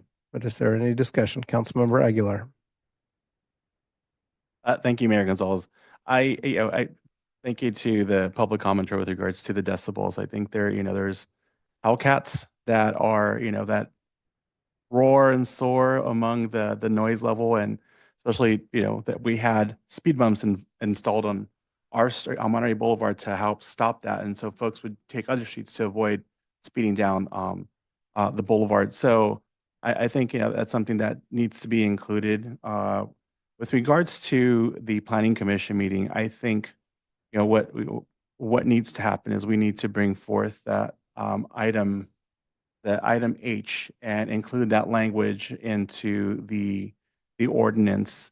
And so I heard the mayor said that Suha would like to make the motion, but I'd like to make sure that that motion includes that item being added to that. So, but I support staff's recommendations. I'd like to, I'll second the motion to include that, or I'll make a friendly amendment. This point in time, I'll go to Councilmember Bowen. Thank you, Mayor. I just wanted to share my appreciation for staff on their work on this. I think the idea of having municipal codes that are effective and efficient, and the fact that it's a living document to really better understand how it's being utilized and what changes are needed is critical. And I imagine that this will continue to happen.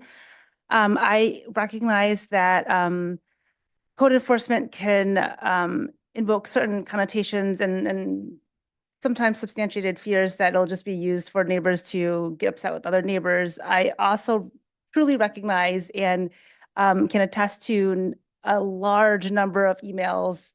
I have half a dozen open cases right now in just my inbox of issues that community members in my district in particular face, and are looking for something that they can do that can help address some of the real issues that they're facing. Many of the speakers spoke tonight, and that's just like one example of different ways that we can tackle issues that are happening in the community. And so one of the things I really appreciate too is the fact that this is just one tool, and that July 24th meeting at Rules will really help to better understand how we can, as a city across all of our divisions, truly utilize this in a way that is efficacious.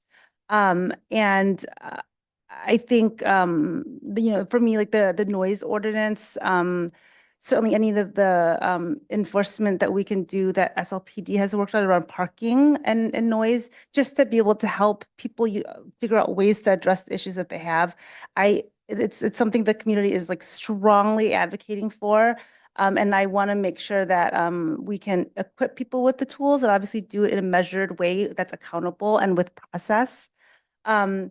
The reality is that we have included quality of life and economic development as priorities because they are true priorities in our community. And I think that these amendments are a critical piece of that and are necessary. So I really appreciate that. I hear Councilmember Aguilar's desire to add the fencing in, and I am okay with including that in the motion. Okay, and one other clarification that I'm going to seek. I'm going to seek two clarifications by kind of head nods to see if we've got broad consensus.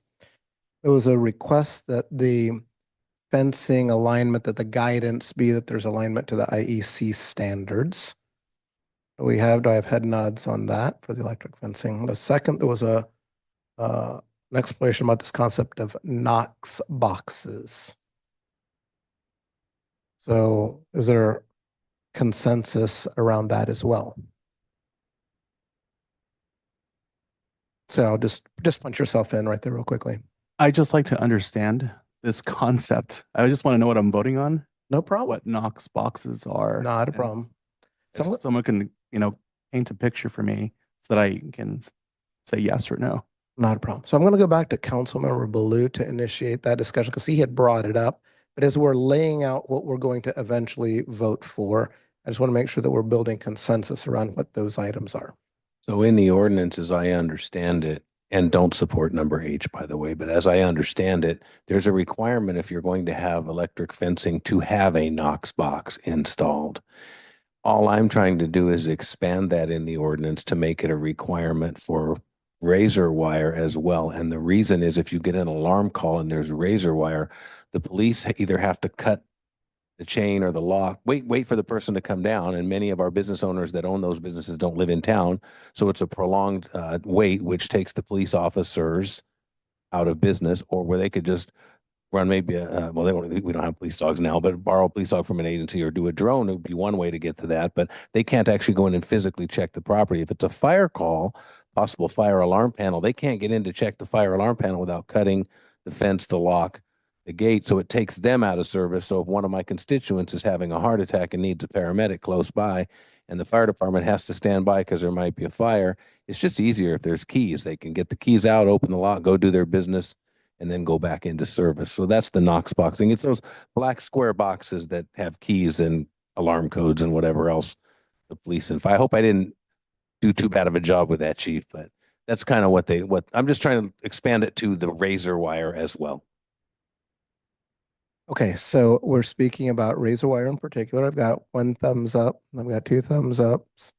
We got the requester. Any additional questions on just that piece in particular, Councilmember Veros Walton? Just want to ensure that the cost is not prohibitive to the businesses. I'm assuming it's, you have to register it somewhere, a Knox box. So it's like $50 a year. Is it a yearly? Well, how does that work?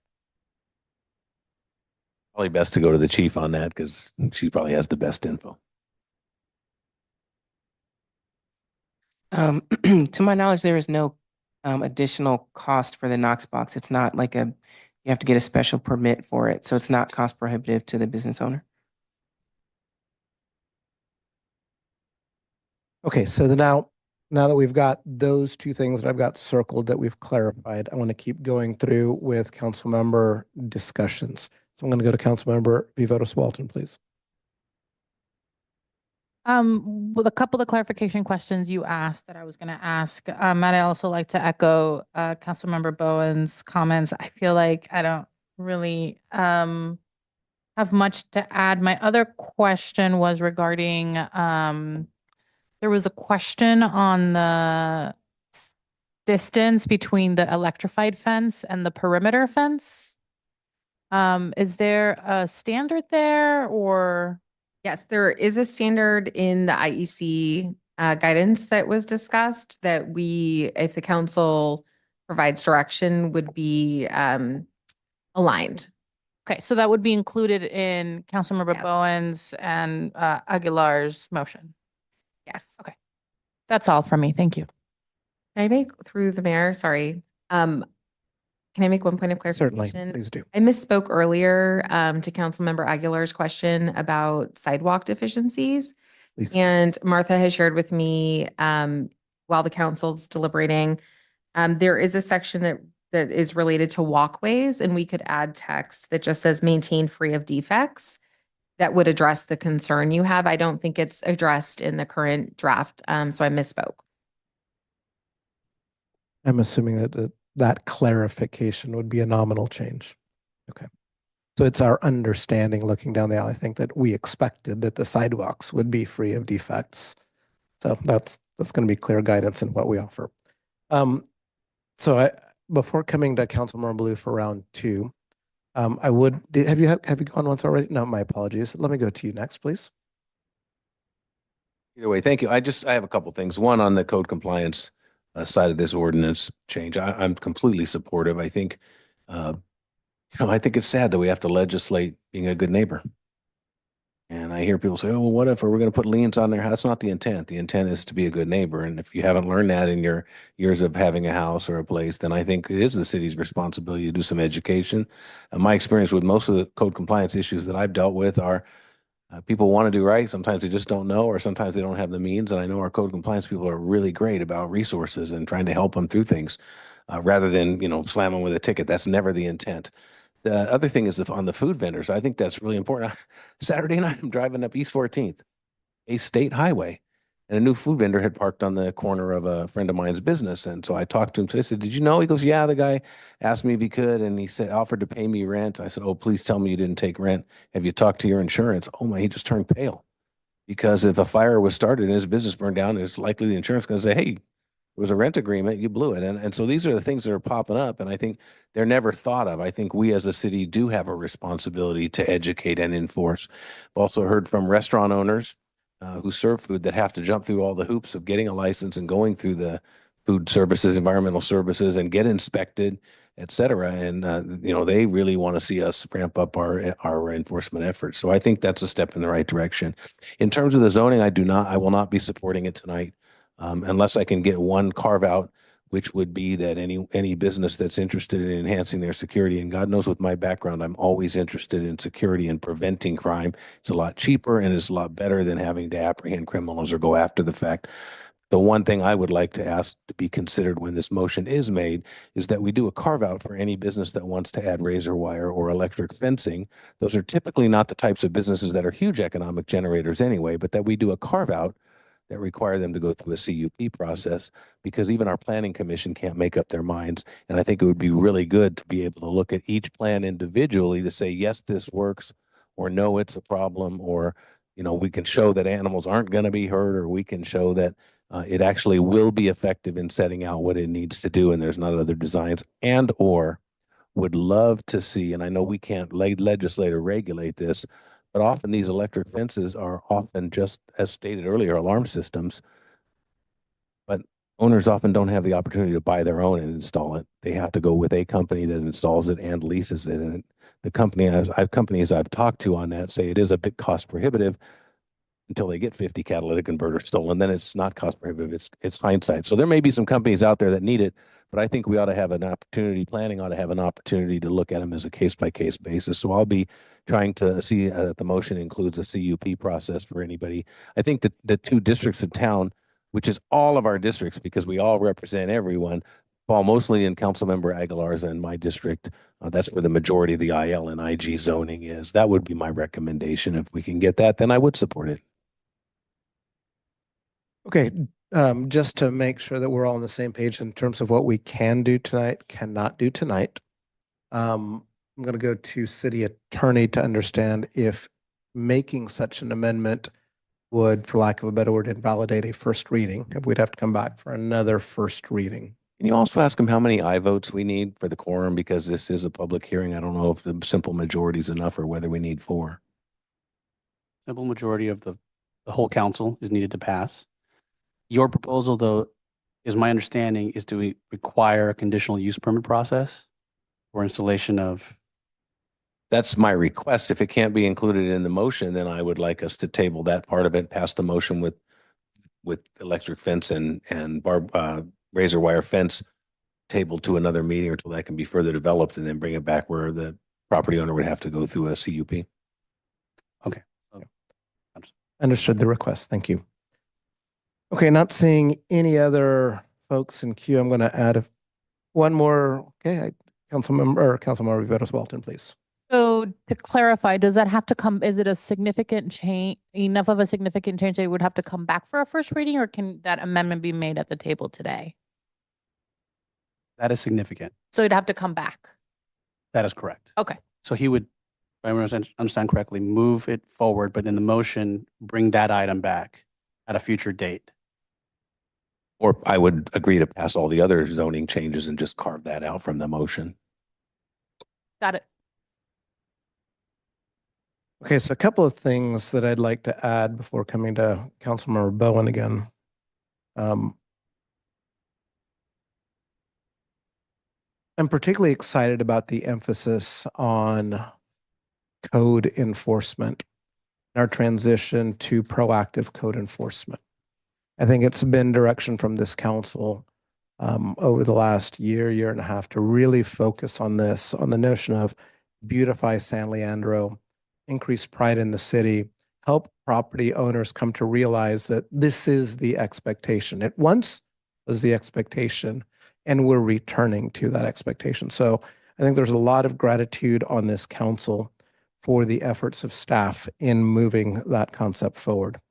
I have heard concerns from the public, specifically with respect to the breadth of power in this notion that code violations are essentially per se a public nuisance, and that equivalence. And I recognize that just from an intellectual perspective, that poses danger. But I also recognize that there are compensating controls. I think Councilmember Bowen asked and you answered about the process that exists before going to a judicial process. I think there's another really basic compensating control, namely what I call front page of the newspaper risk. If we went and broke into somebody's house so that we could address an improperly installed faucet, that'd be on the front page of the paper. So I don't think that we're going to do silly things that generate controversy that, as you've described, it is reserved for some of the more serious circumstances where we really don't have other avenues. I also think that there's a basic compensating control from the financial side. We only have so many resources. And we've got some serious issues out there that we're trying to address and that we're not able to address effectively. And so I'm grateful for the initial public outreach around this concern. I think that there's an opportunity if we want to tweak language later to make it a little bit more precise. But in the grand scheme of things, I think in the value of move quickly, I think that I am very much supportive of this. In the grand scheme of things, when it comes to Amendment H, which is including the razor wire, electric fence considerations, big picture, I'm supportive. I don't have the same concerns that Councilmember Baloo has. But if there was a mechanism to do some tweaking that we all agreed on, I would be fine with that. But big picture, I think it's up to businesses to decide.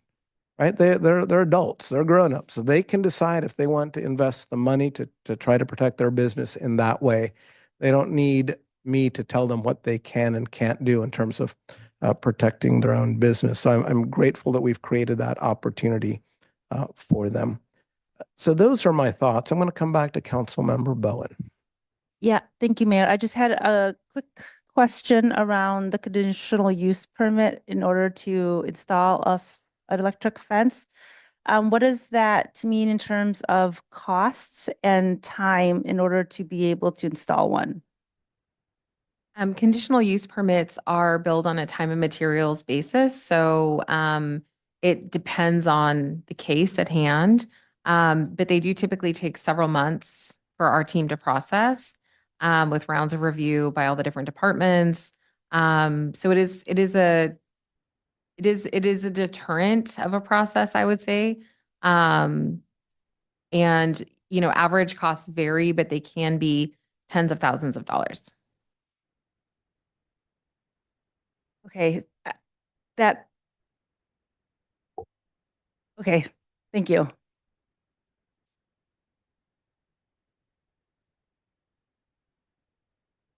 Okay, so at this point in time, I sense that discussion on the topic has ended. So I'm going to go to council for a motion.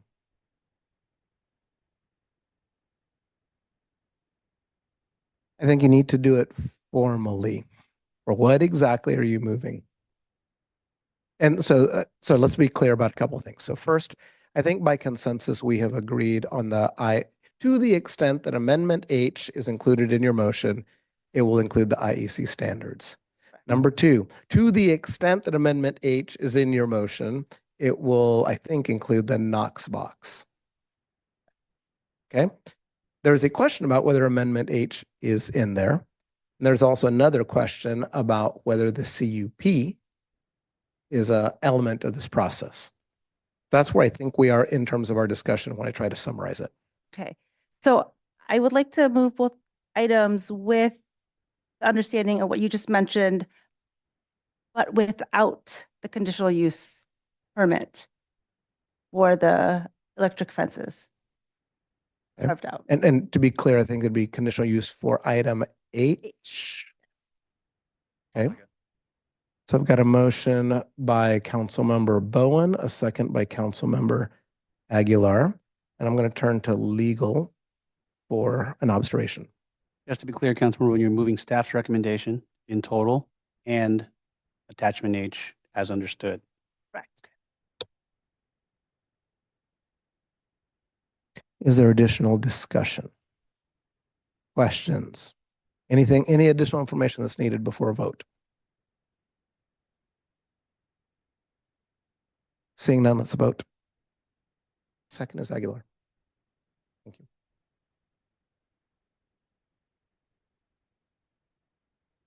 All votes are in. Motion passes 4-1 with Councilmember Baloo voting no and Vice Mayor Simon absent and Councilmember Azevedo also absent. At this point in time, we're going to move to item number 9, presentations. And I think that we'll be able to get this presentation in before taking a break at the top of the hour.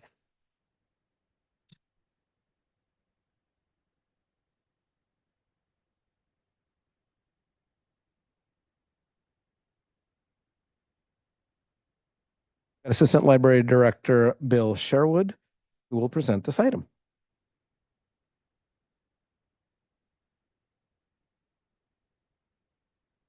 Good evening, Mayor, City Council, and members of the public.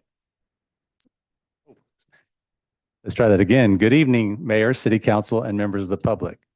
Thank you for providing me with this opportunity to make this presentation, which is a fulfillment of a commitment to update the council on the work of the Arts, Culture, and Library Commission.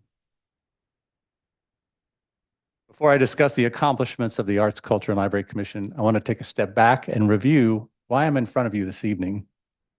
As a reminder, the City Council approved the merger of the Arts Commission and the Library Historical Commission in December of 2022.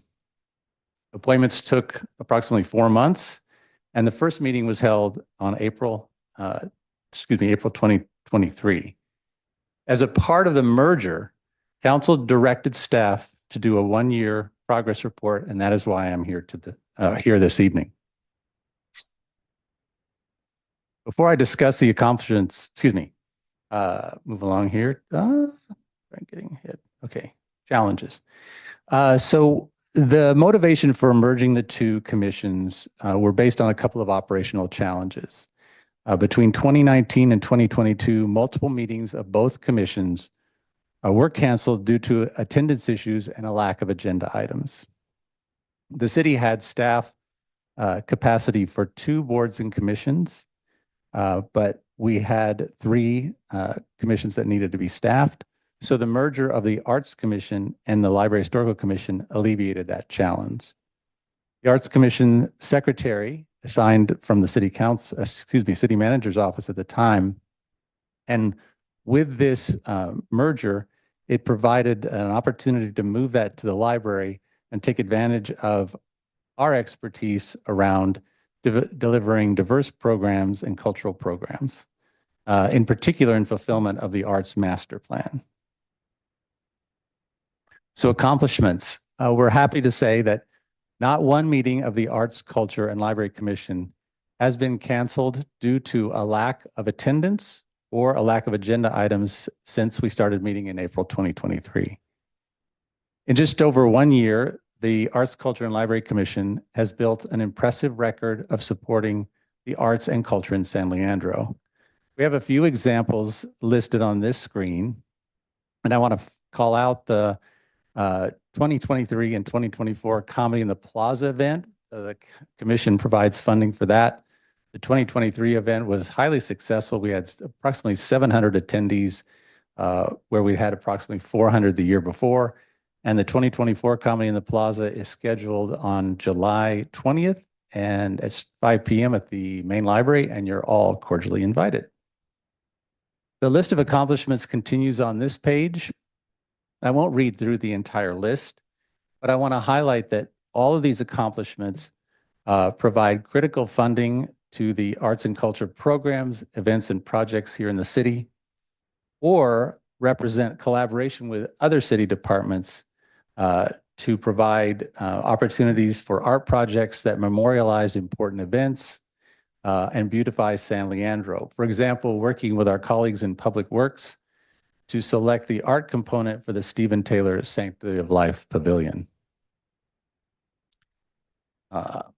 One of the most important accomplishments was the renewal of the Arts and Culture Grants Program. The last program was funded in fiscal year 21 by the Arts Commission. They received 8 applications and awarded approximately $20,000 in grants. There were no Arts Commission grants awarded in fiscal year 22 or fiscal year 23. With the renewal of the program in fiscal year 24, the Arts and Culture Grants Program, we streamlined the grant application process, targeted local individual artists, increased the grant budget to $80,000, and that was made possible in part because as part of the merger, the council allocated an extra $75,000 to add to the commission's annual appropriation of $75,000. In order to increase community participation, we increased the limits to $5,000 per individual and $10,000 per nonprofit organization. The results of the innovations were record-setting, and in fiscal year 24, we received 26 applications requesting over $153,000 in grant funding, as compared to the last cycle where there were 8 requests for approximately $20,000 in grant funding. The commission awarded 12 grants, 8 to individuals and 4 to nonprofits, for a total of $78,663 in funding. So here's some examples of what the commission has funded. Sorry, is that me? My apologies. What that is. Sorry. So this is a really diverse portfolio of programs. I've just listed a couple of examples here. Tricks to Happiness is going to be a magic show and workshop about how to live a happier life. A short form film documentary that highlights San Leandro entrepreneurs. And the next slide is, again, a list of the programs. I won't, for the sake of our time, read through all of them, but I want to highlight a teen and young adult creative reuse project, creative writing workshops for Latinx girls in the 6th through 8th grades, and turning the Bell Planter from an eyesore into a work of art with mosaics. So I'm pleased to be here to provide this report in response to council's direction on the approximately 1 year of activities for the Arts, Culture, and Library Commission. None of this would have been possible without the support of the council. I want to thank you on behalf of the Arts, Culture, and Library Commission, and I'm happy to take any questions. Thank you for your presentation. So at this point in time, we'll go to council members for questions. Obviously, we'll have commentary after we do public comment. Don't think you've got any questions. So let's do our public comment, and then you'll get our comment after that. So do we have any questions or any public comment? Yes, Mr. Mayor, we have 2 public commenters in person and none online. Let's proceed in person. Okay, Kathleen Kelly.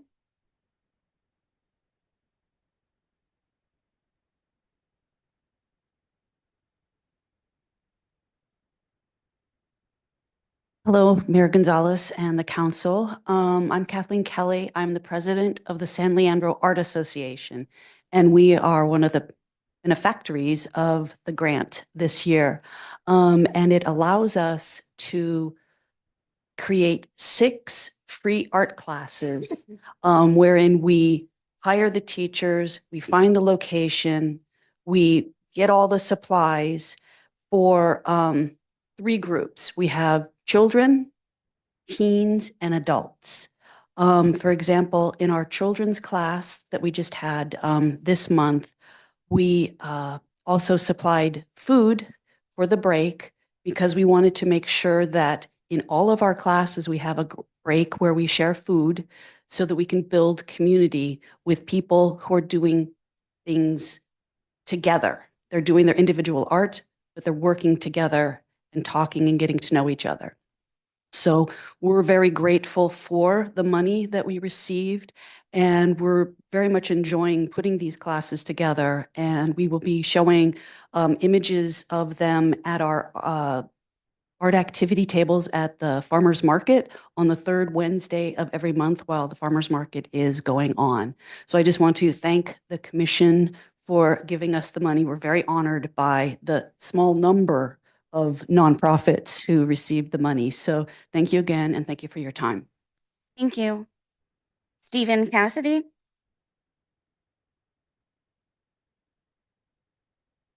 Hi, good evening. I serve on the commission and thank you for having Bill do a presentation tonight. He's just one of the city's most outstanding employees and has done so much to make the Arts and Culture and Library Commission successful. It's not just the commissioners, it's also the staff, and he is the prime representative. So I want to thank him publicly for his work. And I want to thank you for your support. You know, got a minute 30. I'm going to follow up with an email because there's not enough time to talk about all the aspects I do want to talk to you about. But I want you to just dream for a second, you know, and think like, what is the most significant work of public art in our city? I mean, it's right here. It's on your wall. It's Truth is Beauty. Now ask yourself, how did we have that? How did we get that? It was because the city had a planned development project on that site, and the city insisted that we have a public art component. We did not select the actual statue. We left that up to the owner of the development, and they did a fabulous job. But it was because of that requirement that we got public art. Now, let's ask another question. How come we don't have 5 statues on the same scale as Truth is Beauty in San Leandro? Because that came in almost, a decade ago. Well, the answer is because we don't require developers to do this. That was an ad hoc, one-time only requirement. So I want you to think, how can you impact San Leandro today, tomorrow, and over the next 20 years to see public art flourish? 4 of you need to decide, it would be great if all of you would, but at least 4, that you want to have a public art component required of major projects in our city. Please do that this year. Thank you. Thank you. Mr. Mayor, there's no more public comment. Yes, we'll close public comment and come back to council members for comment. Councilmember Aguilar. Thank you, Mayor Gonzalez, and thank you, Commissioner and former Mayor Cassidy, for your comments. I think, there's been a developer who came in Washington. There's a project coming up in Washington, and one of the advocacies that I spoke about was having a public art component to that. So I think, we should put that in writing and say this is something that we'd like to see in the future. My husband and I have, we got married at the footsteps of the Truth is Beauty because we had a hard time coming out as young gay men, and finally coming out and admitting the truth was beautiful. And so that was such a significant moment in our time, which was showcased in the Cron 4 interview that I did for the Pride that we're hosting in a couple of weeks. But anyways, that public art is something to be proud of. I think we supported and voted to have the public art at the library, but it's a major component in San Leandro, and I think that's something that we need to put forth and advocate for, to make sure that with new developments that be a component, so that we can help beautify our city and help make sure that we're working with our local artists and have a component with artists who are here locally in San Leandro. But I think that's there's a lot of great work, Bill, that you're doing, your advocacy, and I hear a lot of amazing things, and this commission is doing a lot of great things. But I hear what Cassidy is saying. I think that's something that we should, I would like to advocate for, and we'll be bringing that up, and I'll talk offline with Stephen with regards to that. But thank you. Councilmember Blue, please. Thank you. Thank you to the public commenters. Thank you, Bill. I concur with what former Mayor Cassidy said. Mr. Sherwood has been a great employee here for a long time, and we do appreciate you and what you do for the library. I remember my daughter was young, all the programs that you did down at Manor, and we tried to go as many as we can. I totally agree on the art piece. We are underrepresented in art in my mind. One of my favorite quotes ever is from the great Pablo Picasso, and it is, "Art washes away from the soul the dust of everyday life." And, Truth is Beauty is certainly one piece of art. I think that I would like to see us focus a little more on sculpture if we have any say on it, or for the Arts and Culture Commission to think about sculpture, because we're really underrepresented there. We have some murals, not as many as we'd all like, but I do think it's important. I don't think anybody's opposed to art. I think the issue becomes, what's the balance? How much should it be? Who should pay for it and how? And then I just personally represent the portion of the constituency that thinks that art should be a little controversial.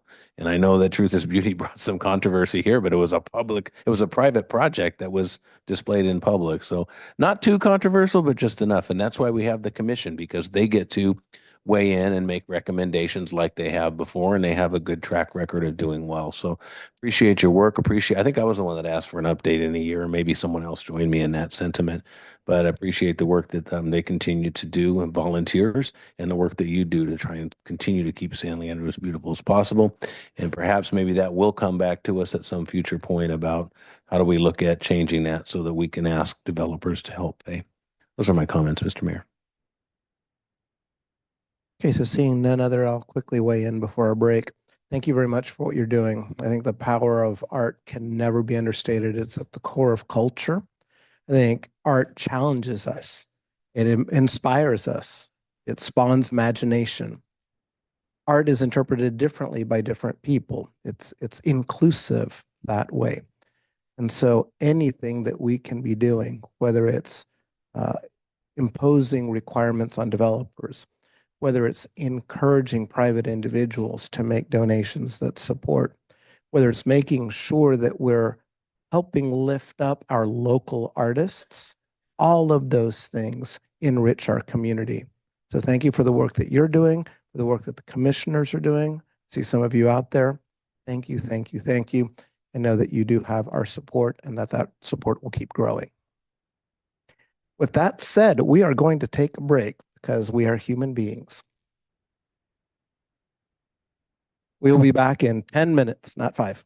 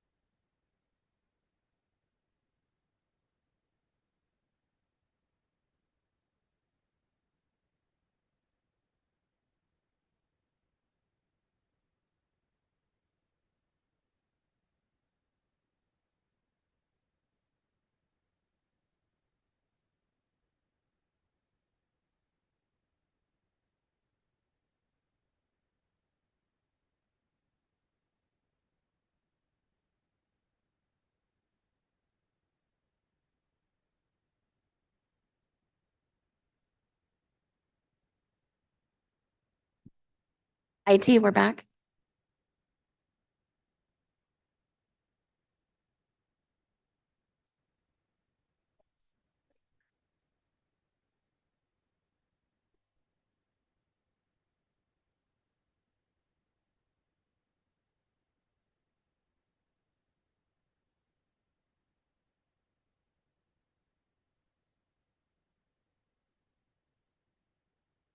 Join it. Okay, so we're going to go ahead and get started, and we'll have Councilmember Aguilar join us momentarily. So at this point in time, we're going to go to our sole action item for the night. We've got a presentation by Human Resources Director Emily Hung to discuss the employment agreement with Janelle Cameron as city manager. Good evening, Mayor and City Council members. So as required by the Government Code Section 54953, Section C3, I'm here to provide a verbal summary of the proposed salary and benefits paid to the city manager. So the action item before you is a resolution to approve an employment agreement for city manager appointed Janelle Cameron. The proposed agreement includes a 3-year term with an annual salary beginning at $350,000. Future salary increases will align with those that the council has already previously approved for the San Leandro Management Organization in their MOU. And those adjustments are effective each July 1st. The first one being 3.5% in 2025, 3% in 2026, and 5% in 2027. All of the fringe benefits, such as health insurance, vacation leave accruals, deferred compensations, will also be consistent with the SLML MOU. So that summarizes the proposed employment agreement, and I can answer any questions you have. Okay, so before going to questions, just very quickly, what I'd like to do is just for the benefit of the public, let the public know a little bit about the process. So we had a number of meetings as a city council where council members laid out a variety of parameters, a framework, so to speak, under which I, as mayor, would negotiate as their agent with Ms. Cameron. And what you have before you reflects compliance alignment with the consensus or guidance, at least, of the council. With that in mind, I'll go to see if there are any remaining questions. Council members have had a chance to ask questions, have seen the contract and all that kind of stuff. Seeing no questions, I'm going to go to the public for comment on this item. Mr. Mayor, we have one public commenter online. Please proceed. Doug Spalding, you may unmute yourself. Thank you so much. Well, congratulations, Ms. Cameron. I'm really happy that you are staying with the city of San Leandro and that you will be our city manager. Thank you, thank you, thank you. My question has to do with the negotiated compensation package. As a commenter stated earlier in the evening, the compensation for city manager for the previous year was $339,000. The proffered $350,000 salary is an approximate 3% increase over the previous year, which seems to be in line with whatever the management agreement is you have. But I just, Ms. Cameron, you get whatever you can get. So this is not a knock on you, but I just am wondering what the strategy of the negotiation was, because maybe I'm misinformed, but I believe that Ms. Robustelli had considerably more experience than Ms. Cameron has at this time. And so I'm just, wondering why we're bumping up the salary right out of the gate. I don't know if, I believe Ms. Cameron is talented enough that she probably could shop around and, find a better offer someplace. So maybe that's part of the deal with the strategy. But, in a city that is asking questions about its budget limitations, and while I want to be generous as possible, I'm mindful that, part of the equation is not just new revenue, but being cautious with what our expenditures are. And so maybe it's less a comment about this particular salary than, kind of what is our strategy overall with the budget. And whatever happened to that budget committee? I took a survey, but I haven't heard about your committee, Mayor. Thank you. Your time is up. Mr. Mayor, there is no more public comment. Okay, so I'll close public comment, and before coming to council members for discussion, I will just offer a high-level strategic perspective on the negotiation process and what we as a council laid out. As the city of San Leandro has an overall objective of paying above median as we seek to attract more and more talented individuals to join our exciting and growing city team, particularly focused on delivering high quality services. Part of what was done then is to lay out comparator cities and understand where do we sit relative to comparator cities. It is factually the case that City Manager Robustelli was being underpaid. I think being sensitive to that reality and not disadvantaging us in our negotiations with our new city manager, we're very cognizant about where other cities stood, also tracking to how those cities were increasing, because obviously you have delays in your data. So taking all of that into consideration, that's not just for our city manager, that is for other employees as we seek to attract talent in the police department, in public works department, to our HR departments, to our library staff, and the like. So with that in mind, I will go to Councilmember Viveros Walton. Thank you. I really appreciate the comments. One thing that I did want to highlight is going off of the mayor's point, equity and pay. It's very well researched that if we continue to base salaries on what a prior person got paid, and when a new person comes in, especially with women of color end up getting underpaid. So what the strategy, I really appreciated, and I did want to highlight some of our neighboring cities. There's the incoming Berkeley City Manager is getting paid $402,000, Fremont $406, Richmond $344, and Hayward $380. So I appreciate, Mayor, kind of where negotiations landed. I think it is fair.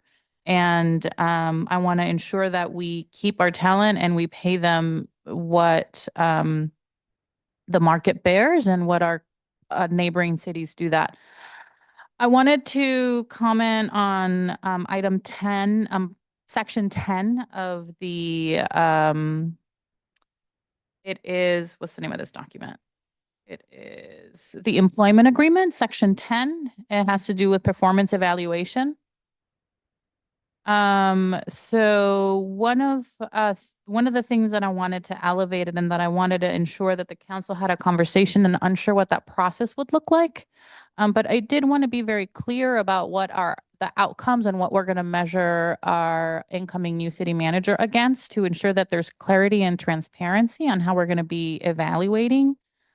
Unclear what that process will look like. That's not in the agreement. I want to have a discussion with the council on what that would look like. Do we start at a closed session? Is that something that, anyway, just want to ensure that we talk about evaluation and the outcomes. Really excited to have our new incoming city manager. Excited to work with you. And those are the end of my comments. Thank you. Thank you. Councilmember Blue, please. Mr. Mayor, appreciate the work that you and Emily did on the negotiations and the time that you turned it around. I think it's important. I've heard a couple comments, people concerned about money. I would say two things, not just to echo or stay on top of what Councilmember Viveros Walton said, but one, reason the salary is so high is because she earns it. Hands down, that's all I got to say. It's not police chiefs and fire chiefs. No, they're on call 24 hours a day. That phone rings at 2 in the morning. You got to answer it and you got to respond. And so the whole position, they earn it. The other thing I would say is I know of very few other places where you have 7 bosses. And I think that factors into the stress level that goes with being a city manager, the effectiveness of a city manager, and also the skill level required. So I have 0. I like the comparison. I kind of was thinking about that, thinking about population versus, the job versus council versus things they have to do. And so I just appreciate the time, and I think this is in light of everything, this is very reasonable. I think I'm looking forward to working with Janelle if we approve this tonight. I think that your efforts have not gone unnoticed. It's not always easy to find that sweet spot that matches the community's desires, the council's desires, as well as the employees' needs and desires, and recognizes, like my colleague said, the talent in the room. So those are my comments, Mr. Mayor. Thank you. Councilmember Bowen, please. Thank you, Mayor. I'd like to say thank you for choosing us too. City Manager Cameron, I think that the contract, I want to, appreciate the mayor as well for his work in negotiating this. And I think to Councilmember Veras-Walton's point around an evaluation, I think that certainly we will build upon the processes that we've had before, because clearly we've continued to evaluate and refine that process and to better understand exactly what expectations are and how we set you up for success and our organization up for success. And I really want us to look at this agreement in that way, that this is a step forward in a really great direction. And I hope that the terms of this contract are one that will make you feel empowered to have agency to take our city in the right direction, and to be able to take those 7 bosses that are one boss as a council to be able to really push forward the things that our community needs. Councilmember Aguilar, please. Thank you, Mayor Gonzalez, and thank you, Janelle, for choosing us. I think, in this sense, I know on item 8, resignation and termination, item C in that section, I'd like to propose and put forth with regards to the 6 months that there be a clause added, and I'll bring this up, for every additional year served, you get an additional month of severance until a year is met. So in that sense, that would be like a 6-month additional commitment in that sense. But we can talk about that during the comment to add that language into the contract. But I think that's, something with regards to, with regards to retention, and to include medical and dental on that item. But, we in San Leandro, we made history by hiring 2 African-American women to lead our city. I couldn't be more happier. There's a lot of amazing things happening, and change is good. And I think, Mahatma Gandhi says, be the change you want to see in the world. And I think, we have the ability to change San Leandro with your leadership. So, yeah, if that's something that I can bring up during the comment, I don't know if Rich, if that's something that can be added when we make the motion in that contract. You can go ahead and explore. I'm just trying to understand it in the context of what's already been negotiated. So I'm thinking, so go ahead and answer if legally it is something we can do. Yes, legally, it's something you can do. Mechanically, though, it would have to be explicitly included in the motion for approval, so that essentially we would have the language added in the final that would be executed. Okay, now I'd like to make that motion. Thank you. Okay, I'm going to go to Councilmember Baloo next. Okay, so Councilmember Viveros-Walton. I don't understand can you explain what you would like to add? I'm not quite understanding the addition to the contract.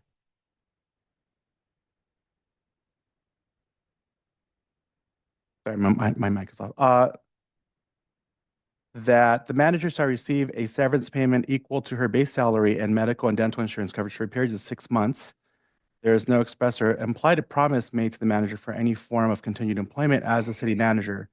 The language would say for every year served, you would get a month added. So a year served would be 7 months until a year is met as a term of service. So there would be a maximum. So let's say she serves 6 years for the city and decides to leave. There would be a year severance. And it's common with a lot of city managers with regards to a year severance and doing some research. So I'd like to add that as an incentive to, retention with the I city. do want to clarify because what you said, if I heard you correctly, was if she chooses to leave. But I think that if she chooses to leave, there is no severance. Yes. So it'd Sorry. be if we terminate her We terminate her. without cause, Right. then she will have this benefit that is accruing, namely at the end of her first year or at the end of her second year, will she have 7 months of severance? Which one would it be? It would be it would be a cap of a year. But at the end of her, so she's now in year 2 of her contract. At the end of her first year, it would add a month. So the severance would be 7 during her second year. during her second year. Perfect. Is that clear? It's clear to me, but I think it's a question of it's clear to council members. So I'm going to come back to council members, make sure that you understand. So thank you for addressing my question. I'm still in the queue. May I continue? Yes, please. So we do have here on, and in order for the folks to follow us, I'm looking at section 8 of the agreement, and council member is making a motion to amend section 8C to include this addition of 1 month per year served. On the section, on section B, however, there is a significant change to the way that we are that we have the number of votes it would take to terminate the contract, which is now a 5-7 votes as opposed to a majority. Am I correct in that assessment? The current status and what's been negotiated for reasons of retention and stability says that for the term of this contract, there's nothing but future contracts, for the term of this contract, termination would require a 5/7 vote of the council. So in looking at those two things together, section B and section C, I feel like that's a equitable contract. And I would also like to ask our Director of Human Services, do you know, or our city attorney or the mayor, have you seen this? Have you seen this type of benefit be added to a contract with the city manager? So let's go to Director Hung. I have not seen it in our neighboring cities, but I believe our city attorney has seen it in other contracts outside of our. And I want to be really precise about the question and the answer, that being the escalating severance benefit or the 5/7. No, the escalating benefit. Oh, I apologize. I was responding in terms of the 5/7. I have seen an escalating severance based on years of service. I have seen it specifically at the city of Milpitas. It's in their municipal code. It is structured in that way. Is it only for the city manager or for all like the same? So it is my understanding that like vacation accrual, sick time accrual is consistent with SLMO. This particular benefit would not be extended to any other member of SLMO, correct? That's correct. Nobody else in the city receives severance payments. Okay. Would that, just to clarify your answer, would that include the chief of police for a severance benefit? Yes, sorry, chief. That does include the chief of police who does have an employment agreement. At the city of Milpitas, from my recollection, their municipal code was for other employees as well. Okay. Did you have a question for city attorney as well, or did that answer your question? No, it answered my question. I'm just still struggling with, anyway, those are all my questions. Okay. At this point in time, I'm going to go to Councilmember Bowen. Yes, thank you, Mayor. To follow up on Councilmember Riveros Walton's question to Director of HR, I obviously we only have one city manager position, but that contract or the package is my understanding for others that would be part of the SLMO group, correct? And so could we do this for just one person? Or now especially, I mean, just to ensure that we're being equitable and consistent? I want to be clear, is that a legal question or is that a kind of an HR question? Can be both, as long as it's answered. Okay, so we're going to start with that as a legal question. Then I'm going to kick it over to city manager to get her perspective because she leads the entire city and would assign someone to negotiate, et cetera. So let's start with first as a legal question.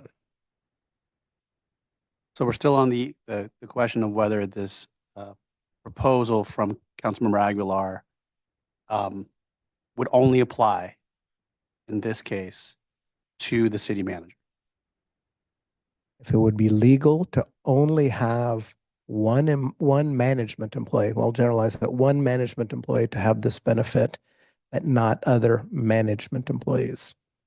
When you say the benefit, are we just talking about the Escalating severance. salary? Severance. Severance. Escalating severance. Yes, I mean, this is a negotiated agreement. It has to do with the addition of months to a potential severance payment if she is terminated without cause. I don't believe that, I can't see any, and I'm going to defer this to the Human Resources Director. It would be at the salary rate at the time that the severance would be exercised. So it doesn't affect the rate of the salary. Okay, so before going there, because I just want a straight up legal answer, will you need some time for additional analysis or do you feel comfortable with where you are? Comfortable with it. Okay. Next, I'm going to go to the city manager because I want you to think about the context of how it could impact negotiations and the like. And then you can defer to the Director of Human Resources if you'd like. Thank you, Mayor. As for this specific item, and I just want to be clear on that because there are things that could affect negotiations, but in my opinion, this specific item does not, because this specific item, when it comes to severance, is not a part of SLOMO Group because they do not receive severance.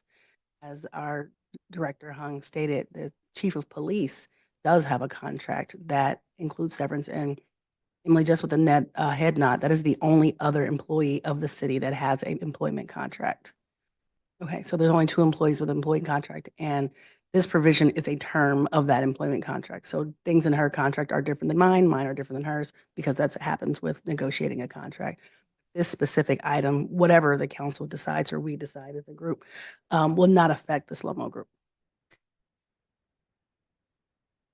Okay, I'm trying to understand the purpose of this additional modification to the contract. Can I get, certainly we received this before, we looked through this, and my understanding is that City Manager, Cameron, are you happy with this contract? Can I ask that? City Manager, please. Yes, I'm extremely happy with this contract. Thank you. Great. Councilmember Baloo? Has there been a second on this motion? I don't believe so. Was there a motion? There was not a second on. Councilmember Aguilar made a motion to, I think you made a formal motion, right? Yeah, you did a formal motion.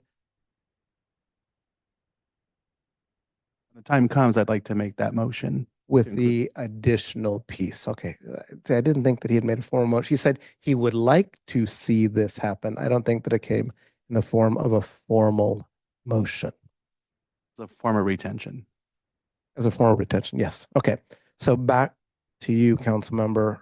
I'd like to make a different motion when the time comes, but I think negotiations, and I'm not a big fan of negotiating from the dais, never have been, but I think a negotiation it's a balance point. It's a fine balance point. And I think in the case of executives, and I've sat in for nonprofits and done executive stuff in other agencies, that it's a balance between things like, in this case, salary, protection, and future protection.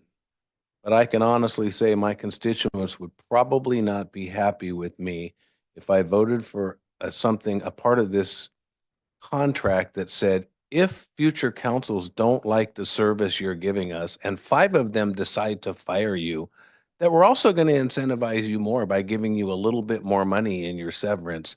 I think philosophically that's a problem. I understand the desire to build in some incentive for longevity. I also understand the average lifespan of a city manager in any municipality in California is about 4 years, maybe? Is that optimistic? Probably more like 2 to 3. Okay, so I think for me, it throws off the balance point and it enters something in that just doesn't pass the sniff test to the public. Especially since it's a severance, which only takes place if it's say separation, that's a nice word, right? A separation from employment. So I think the other 2 pieces of that kind of take care of it, the salary and the 5/7 protection. So for me, I'm not willing to move forward with that severance conversation. There needs to be a balance. And I, like I stated before, I think you did a really good job of bringing the consensus of the council into the room when the negotiations occurred and coming out with what I think is a very acceptable and fair contract. Okay, we've gone through to everybody one time, and so I'd like to just weigh in quickly because I do think that Councilmember Aguilar had raised this idea to me, and something that I seriously thought about. I did explore it at some level, as we were trading off ways to drive some certainty and some longevity in this process. And so I like the idea. I think it's a clever idea, but I think that the intent, the purpose is already captured with the 5/7 vote.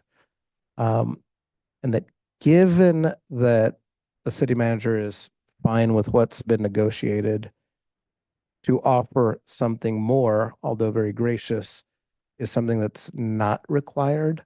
And so for that reason, I think I'm having trouble like getting behind it. Not because I don't think you're worth it and you're a valuable employee and all that stuff, but I think that we've reached a point where you are fine, I'm fine as the city's negotiator. And if I get a sense that you guys are fine, then I think we just stick with what we have. Again, in no way intending you any sort of disrespect. So those are my thoughts. So now I'm going to move on to our next speaker in queue, Councilmember Bowen. Can I make a motion? Can Anyone officially can now- make a Yes, motion.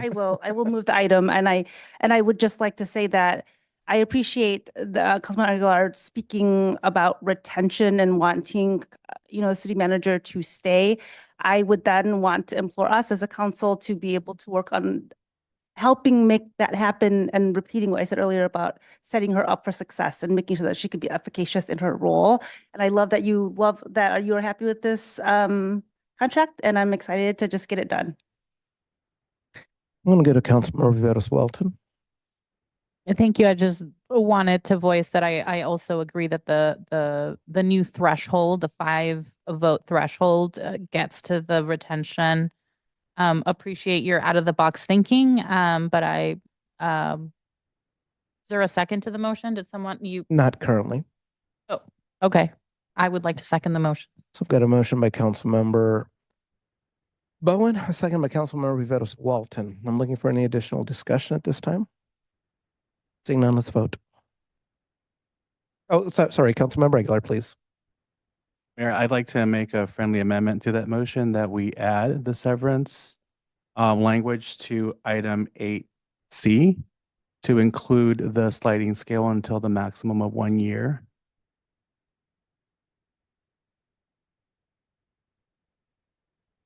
I'm looking for a second. I'm not seeing a second, so the motion dies or the request dies. Let us vote.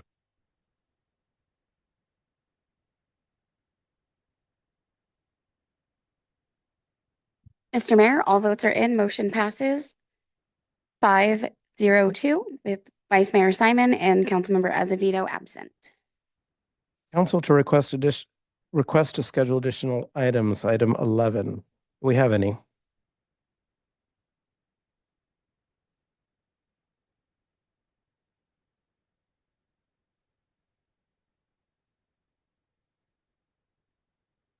Okay, so I don't see any at this point in time. I'm going to move to item number 12, Councilmember Bowen. Thank you, Mayor. I just wanted to share that I had attended the AAPI Lead Summit, and it was an incredibly inspiring and empowering event. And I was actually asked to speak on a panel to answer the question of whether the AAPI community were victims of hate or the faces of hope. And it really was an incredibly powerful convening that allowed me and many other electeds from the local level all the way up to the highest ranking AAPI in our federal government to share ideas and learn from each other. And I really appreciate the opportunity to do that. And I will be remote at our July 15th meeting. Councilmember Blue. Thank you, Mr. Mayor. 3 quick items of concern. One, I just want to let my colleagues and you know that in the future, if people are late to join the public speaking queue and raise their hand after you cut off the deadline, I will be asking that we have a vote whether we want to suspend the rules or not. I think that there's so many ways to reach the council. If they miss it, they miss it. And I'm glad that you'd made the exception tonight. I think everybody gets 1 period of grace. After that, we always start at 7, get there early. And then compliments to your success, the way you run meetings, because they are very efficient. Also, the 4th of July is upon us. It goes without saying, anybody watching this or news, et cetera, please, please, please, please be extra safe. Not only because it prevents fires, but there's so many injuries. Emergency rooms get super busy around the night of the 4th of July. Please don't let it happen to you. Even safe and sane fireworks aren't 100% safe without proper planning and adequate supervision. And lastly, I just want to say, add me to the list of people that are taking a class at Harvard. And so taking a class on understanding implicit bias, so far it's excellent. It's 6 weeks long. Maybe it's only 3 weeks and it's taken me 6, but I hope to have some sort of report out on my experience with that for the council when I complete it. Those are my comments. Councilmember Viveros Walton. Thank you. Mayor, I'd like I did have an item for item 11. Council request to schedule agenda items. Okay. And did you submit that to us before? No, I thought we could just verbalize it because we didn't know. Was there I was under the impression that there was going to be a template. Did I miss the template? I don't know that I've seen a template. Okay. But here's the question. Okay. Just as a matter of smoothness of process. Okay. Because we had agreed that we would submit beforehand, template or no template. Would you mind waiting until the 15th? Not at all. If it's not that urgent, then. Okay. Is that, so I just want to ensure that all of our colleagues are also under did we all know this? Because I did not know this, that we were supposed to submit them in writing already. Okay, I missed it. I missed it. I was waiting for a template. No worries. No worries. No worries. All right, I'll submit it in writing before the next meeting. I did want to just alert, I did want to apologize. I've been dealing with some family sickness over the last couple of weeks, and I've received emails from community and around issues happening, and I have not been able to respond. I will be catching up with email this week. I've had the whole family went down with sickness, and we've just barely keeping our heads above water. So I did want to apologize to the public who has emailed me in the last 2 weeks and I have not responded. I apologize, but dealing with that. And that was the only announcement I wanted to make. Councilmember Aguilar. Thank you, Mayor Gonzalez. On June 3rd through the 21st, I attended the Senior Executives in State and Local Government, which was a 3-week program on campus at Harvard University. It provided skills and insights through a combination of traditional hands-on learning and experience.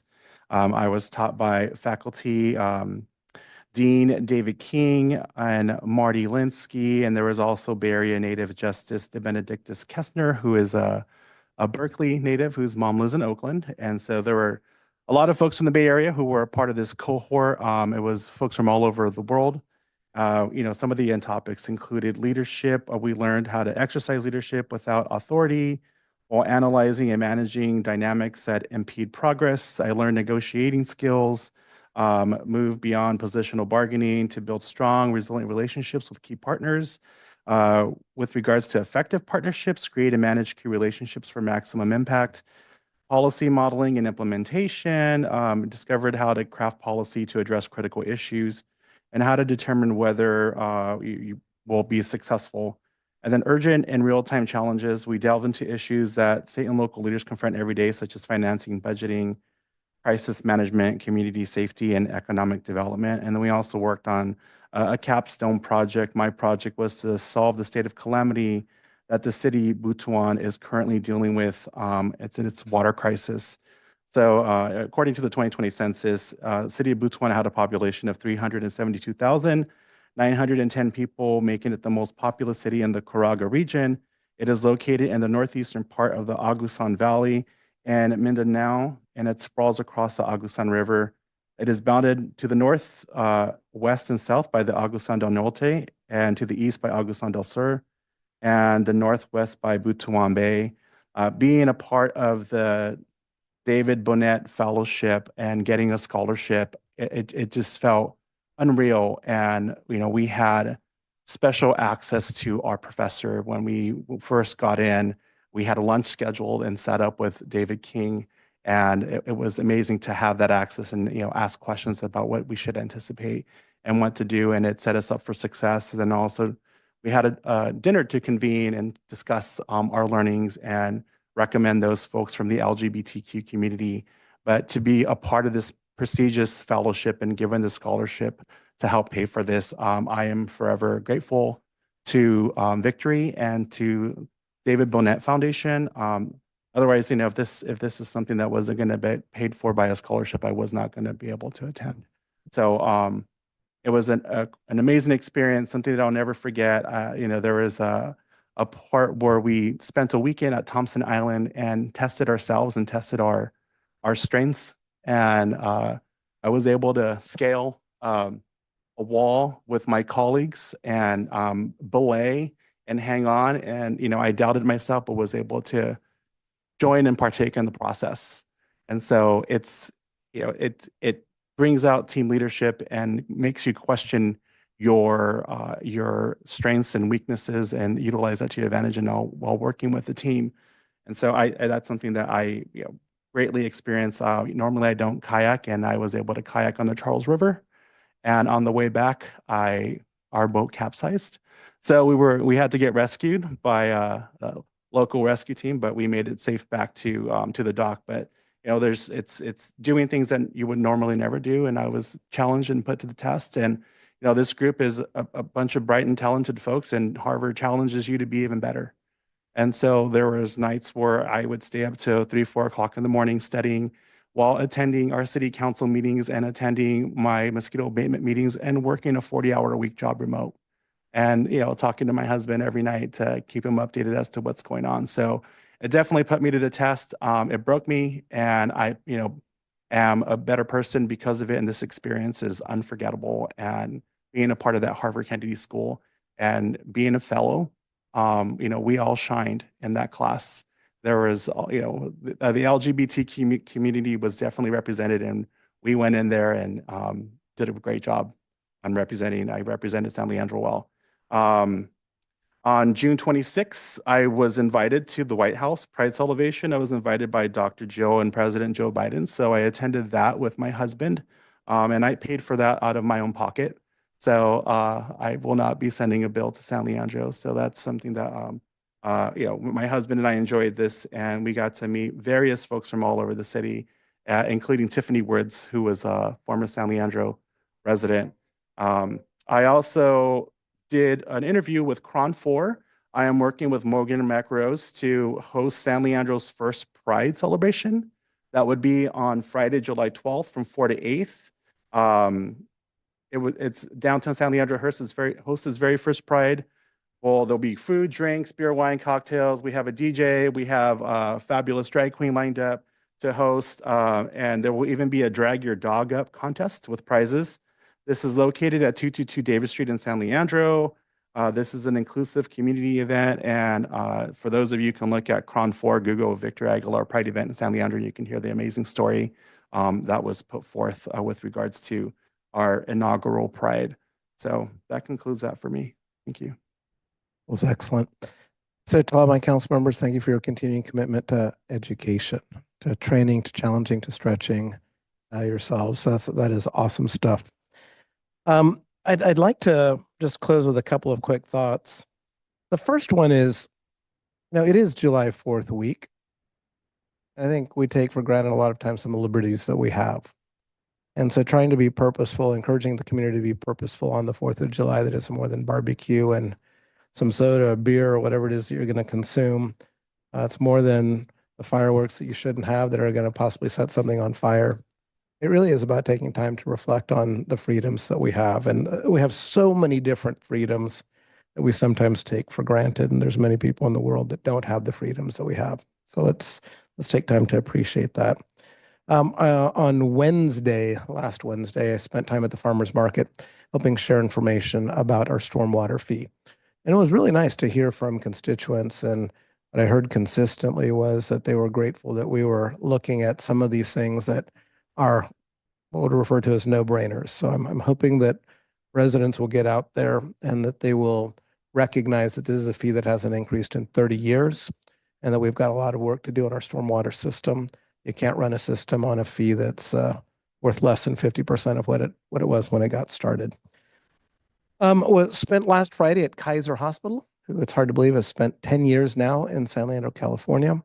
It was quite a joyous celebration. The opportunity to share a few words with the staff there. Lastly, I'm going to close by highlighting the work that we've done with Janelle Cameron. It was 2 months ago. 2 months ago, we were told, guess what, I'm leaving. And I don't think any of us were expecting to receive that phone call. And this city council, literally in a matter of about 4 days, pulled its act together and said, we're not going to get caught off guard. And we appointed Janelle Cameron as the interim. And that was without even knowing with certainty that Fran Robustelli would be leaving. We thought that she would be leaving, but we displayed the courage to make a decision, to make a commitment that said that if that vote comes down and Fran Robustelli is going to leave, then we're putting Janelle Cameron in place. We acted very quickly, kind of by government standards, light speed. We caught some people off guard by how quickly we moved. And I think that you guys should be really proud of what we were able to accomplish. We then took that interim position and said, you know what? It's not good enough to say that one day we're going to make a decision. We made a commitment very quickly and turned that interim position into, no, you are our person. And we did that based on market research, talking to HR professionals, talking to the team. Who did the team want as their leader?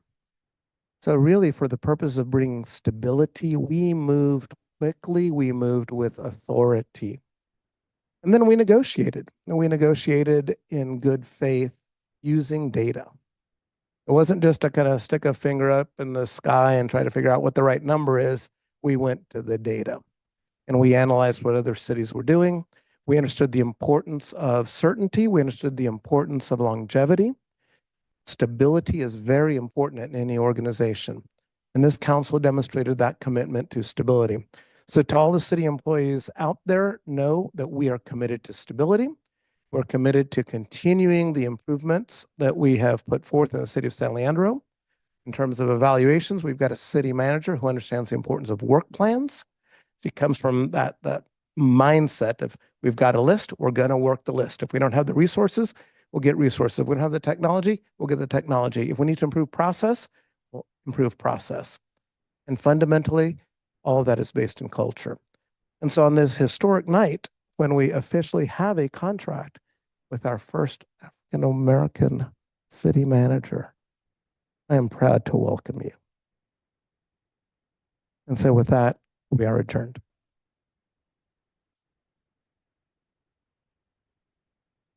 And by the way, even though we're adjourned, we will have some formal celebration. Even though this one said, no,